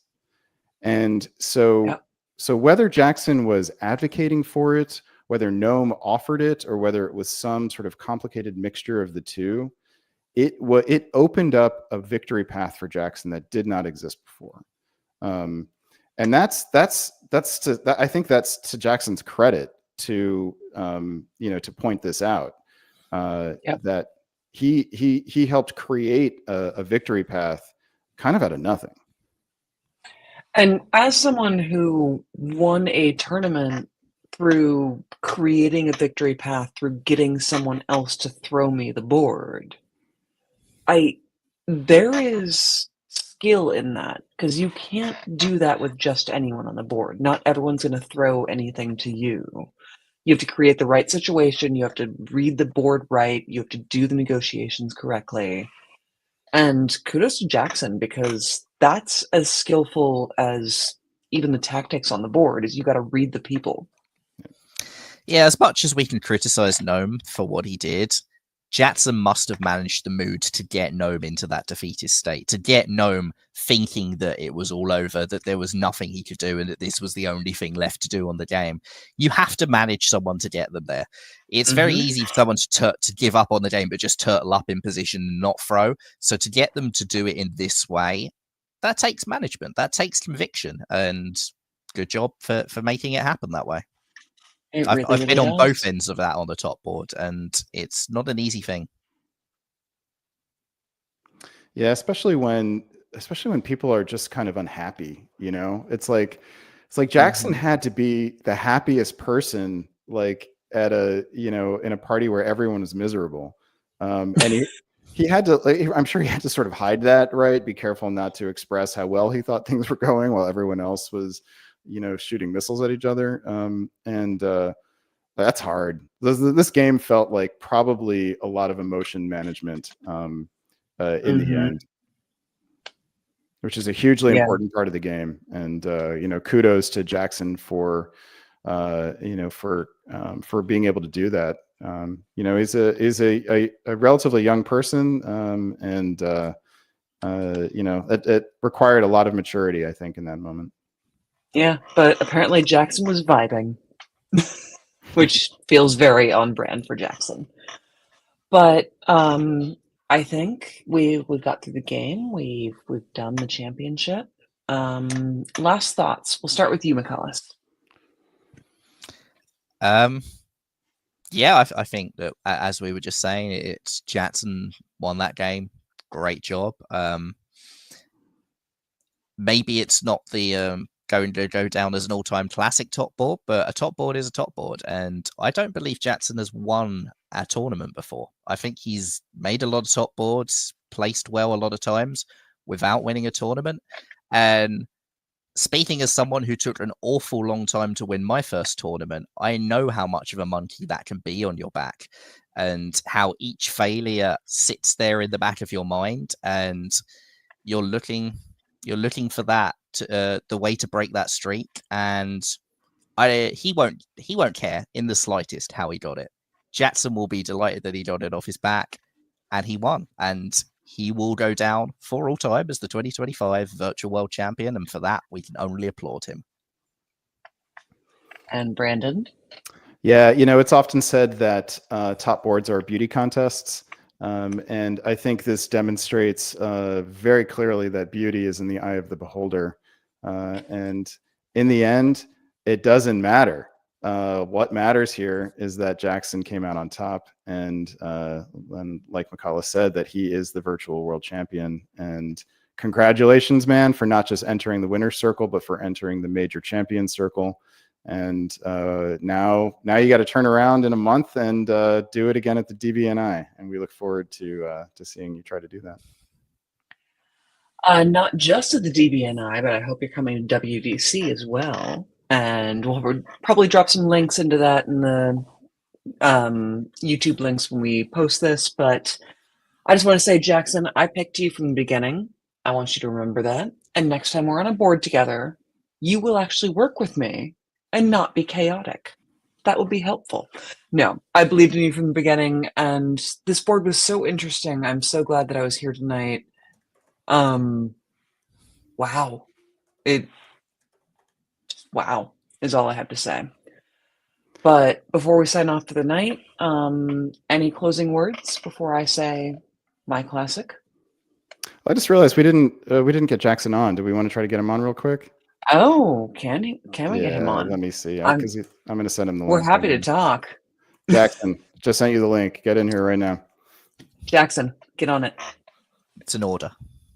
Yep. But yeah, I'm seeing some interesting chat. I mean, we can get Katie Gray in here to talk about it. She's clearly in the chat right now. Oh, what a journey for Katie, that game. That game is I know. There we There go. he is. All right. Hey, congratulations, man. Thank you so much. Hold on. You're not up for me. There we go. I'll say I'm a little disappointed from the interview. You had like the pink lighting in the I background know. with the Turned it off. pink It's shirt. hurting my eyes. It was a full like Malibu Johnny moment happening. The cat does not like them, so when I turn them on, she runs in here and tries to rip it off the walls. Oh, if the cat does not like it, then you cannot have it. But how you feeling, Johnny? Oh goodness, that was a tough one, to be honest. I if you want to know like some of the negotiation that happened, there are some big moments that happened there with Gnome, but I'm over here texting the people who I've gotten in diplomacy a couple of times, and I'm like, it's not going great right now. I'm not having a great time, guys. And I'm just going to let you know, I'm going to call you Johnny the entire time because that's what it says. I know your name. I'm well aware. I mean, technically he's not Johnny. So we can just call him Not Johnny. Okay, so definitely Not Johnny is the full name. Yeah. Definitely okay. Not. Yeah. It was a crazy one. Lots occurred on that. I think there was a lot of negotiation that gets kind of missed throughout games. And I think the big narrative in my head is that I have always been a player who has pretty decent tactical ideas and sometimes gets people on board with those. And I've never really been a player that has good diplomacy and gets people on board with me. And so that was kind of a thing that I've been focusing on for about a year and a half now. And what can I be better at diplomacy? So I think that's a pretty big change from what I used to be like on a diplomacy board. Do you feel like you succeeded in that? I mean, it's hard to tell. So I'll give you the little story of what happened with Gnome in 1905, because that's the year that he goes to Barents. For about 2 years there, we didn't speak. I would pop into his room. I'd say, hey, anything to talk about? And he'd say, no, not this time. And I was like, okay, cool. So he's attacking me. And one time in spring 1905, I popped in and I said, hey, I'm still here. And there was nothing to talk about. So I left for about a minute and he was still alone. So I came back in and I said, hey, I just want you to know, Russia has fed me every single move. Germany's fed me every single move. I know exactly what you're doing. The reason my defense is easy is because they're telling me what to do. They don't want to see you grow. Their goal is for me to defend. Russia said he would go to St. Petersburg twice. He went to Finland in the end. Germany says he's not going to Ruhr, and he takes Holland. And I gave him Denmark. So the year that I lost Holland, I got Sweden. So I didn't go down. I went even that game. I never disbanded. So there was a little bit of that where everyone else on the board was playing this game where it felt like they were keeping me there to stop Gnome instead of letting him kind of run away with it, which I think the other option is that they let him win. So it's tough there. But I come into that room and I say all this stuff and I say, hey, listen, the offer, this is a lie, is that I'm going to get Belgium here and I'm going to build. And there's nothing. There's nothing here. Germany was getting Belgium by my convoy from Denmark. So I don't know if he was super happy with that, but he definitely wasn't mad. So English Channel was arranged and Barents was arranged. And I said, I'll give you Norwegian. I'm putting down one. Let's figure this out. Let's work something here. And the next year was basically, all right, what do you need from this game to feel like you played the top board and you got what you wanted? And that was third place. And I said, all right, let's do this. I won't take a single center off of you. And I didn't. I took Belgium back after it was taken off of Germany, and I took St. Petersburg for a trade from Munich. So never was, he ended on 6 and he was on 5 when he stabbed me. So I think there's something we said there about like, yeah, it was a throw. I don't win that game without Gnome. But I also think there's a world where I do pretty much have Jason Bennett on side and Jamal's not really coming at me. So if we do grind this out, there's not necessarily a guarantee that Italy ends up beating me if I'm beating Gnome, especially because there's 5 German armies on the board. Like, where are they going to go? I'm probably ending up with Denmark, Brest, Portugal, St. Petersburg anyway. And I have trust that Katie Gray is going to be Katie Gray and play a good, hard-fought game to keep her centers over there. So I think that's a lot of the conversation there. But it was a tough one. I'm interested to know how difficult it was to keep Jason Bennett building armies during that mini comeback of his. I think it was a lot less about me and a lot more about him being confused about why Gnome was doing what Gnome was doing. There's like, it's tough. I didn't like, of course I asked for him. Like when he said, what do you want to see me build? And I was like, I don't want to see you build Fleet Berlin. That would suck for me. That would be really unfortunate. So there was that. And I think at the time, it really did look like I was going to put down Fleet Liverpool, even if I took one off of him in like later turns. So I think that there's a world where he's looking at me and saying, well, this is how I'm going to go get Warsaw and Moscow and Paris. And he's 7th place. He wins every draw. All right, I have a question for you. I know you're really into musical theater. So I want to know what musical best approximates what you did tonight. Oh, goodness. All right, so I think that Gnome is best described as a sad Orpheus in Hadestown, and that I am the Hermes in that, where I know exactly what's going to happen to him at the end. and I tell him to do it anyway. All right. Can you sing us a little? I get the reference. Ooh, I don't know about that one. I unfortunately have talked for 7 hours now and actually have an audition for a big musical theater tour tomorrow at like 10 a.m. Okay, but get ready because when David Hood interviews you on Deadline, that's an opportunity for the two of you to sing something together. So. All right. I So mean, I think that we need a musical DBN episode. I've written a musical about something that is very diplomacy because I wrote a musical about the Greek myth of Sisyphus, which if there's anything that diplomacy stands for, it's that guy and his boulder. Yeah. All right. Maybe DBN needs to open up a new department of musical. I have to say I'm tragically busy whatever day that's being filmed. I'm also saying McCallis because I cannot sing for the life of me. Anyway, I gotta give Oh, props to every single yeah. player on that board. All 6 of them played a great diplomacy game. Sorry, Jamal, about St. Petersburg. I understand. I got jumpy because it's my first top board shot for a win, so I felt like securing it a little more. No, But but You I'm don't- gonna you don't- say you did don't- it, Jackson. It was amazing, and like you played that really, really well. And I called you from the beginning. They yeah, did not England believe was in me. not my pick. I did not think I was in This France way. or Italy for These sure. two over here. But thank you for What do your we know? belief in me. Yeah. As long as I never have to play on a board with you ever again, because you're You are the one who chaotic as- stabs me. Where is this story? I did not stab it. We will solve this off stream. All right. Well, thank you, Jackson, for joining us. And so many congratulations. So well earned. And I did not mean to do that.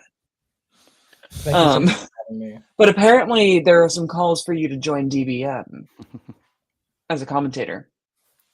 I think that well, I guess I'm not anymore. But once upon a time, I was a quarter the age of most of the DBN talking heads when I was 17 and joined this little hobby. A quarter of the age. It's true that I'm in my 50s. I've been around for so long. I mean, right? Like, how old do you think we are? No, we'll do this off stream. But anyway, thank you, Jackson. We'll let you go now, and so many congratulations, and just soak in the endorphins. Yeah, have a great night, y'all. Congrats, Jackson. Thank you. Congratulations. All right. Well, any last thoughts, feelings, whatever? Brandon, we'll start with you. Oh, it's just nice to have a new entrant into the major club. Welcome, Jackson. It's been a long time coming, and it's not a surprise at all. It was just a matter of when. And now that you're here, let's see how much damage you can do. Yeah. Michaelis? Yeah, I think that, as he was saying there, that he's been working on his diplomatic side of the game, and we saw that this game. And there's quite a few other players, I'd say, who've had near misses, who've been in the hunt, haven't quite made it across the line. And I was one of those players for a long time. Jackson was one of those players for a long time. This is a mark of go out there, analyze your game, work out what your weakness is, develop it. It can be done, has been done. You can be next. Yeah, let me just add one note on top of that, which is that the best way to improve is to be willing to analyze your game and see how you can take responsibility for the results that didn't go your way, and to honestly analyze what it is that you might have done differently, rather than attribute the results to other people or to blame other people for your negative results. The people who improve the fastest are the ones who take responsibility without beating themselves up, but who take responsibility for the things that were under their control. No, and I will echo that, because it took me a long time to learn that lesson myself. And once I really internalized and looked at what I was doing and how I could improve, the results came pouring in. Yep. And it just really was true. So it's, yes, sometimes there are things out of your control, and that happens. The board stacks against you, yada, yada, yada. But sometimes it's, just looking at what you can do better and figuring that out. So nobody plays a game perfectly. We've all won tournaments here, and even in the games that won us those tournaments, we didn't play perfectly. There is always something you can take away that you could have done a bit better. That is what you should always remember. Yep. So with that, being very existential and life lesson-y, last thoughts before I sign off with my signature, Michaelis. You keep throwing me back for more last thoughts. God. I know. Okay, we've done our last thoughts then. Wait, I have one more last thought, which is Brandon? that we do need to take a moment to thank and congratulate Johnny Gillum for running an excellent tournament. This is Johnny's first tournament director experience, I believe. Yes. And everything went very smoothly for a major tournament with lots of people, lots of different time zones. I think 7 different rounds, and I couldn't help myself. I'm sorry. Yeah, and then Johnny capped it off with a fantastic debut sideline reporting experience along with Zoe and Jordan. Jordan, if he comes back on, we'll have to. I think we'll have to find a condensing mechanism to help be a little more concise. But other than that, was very thorough and very insightful, which is not a surprise at all.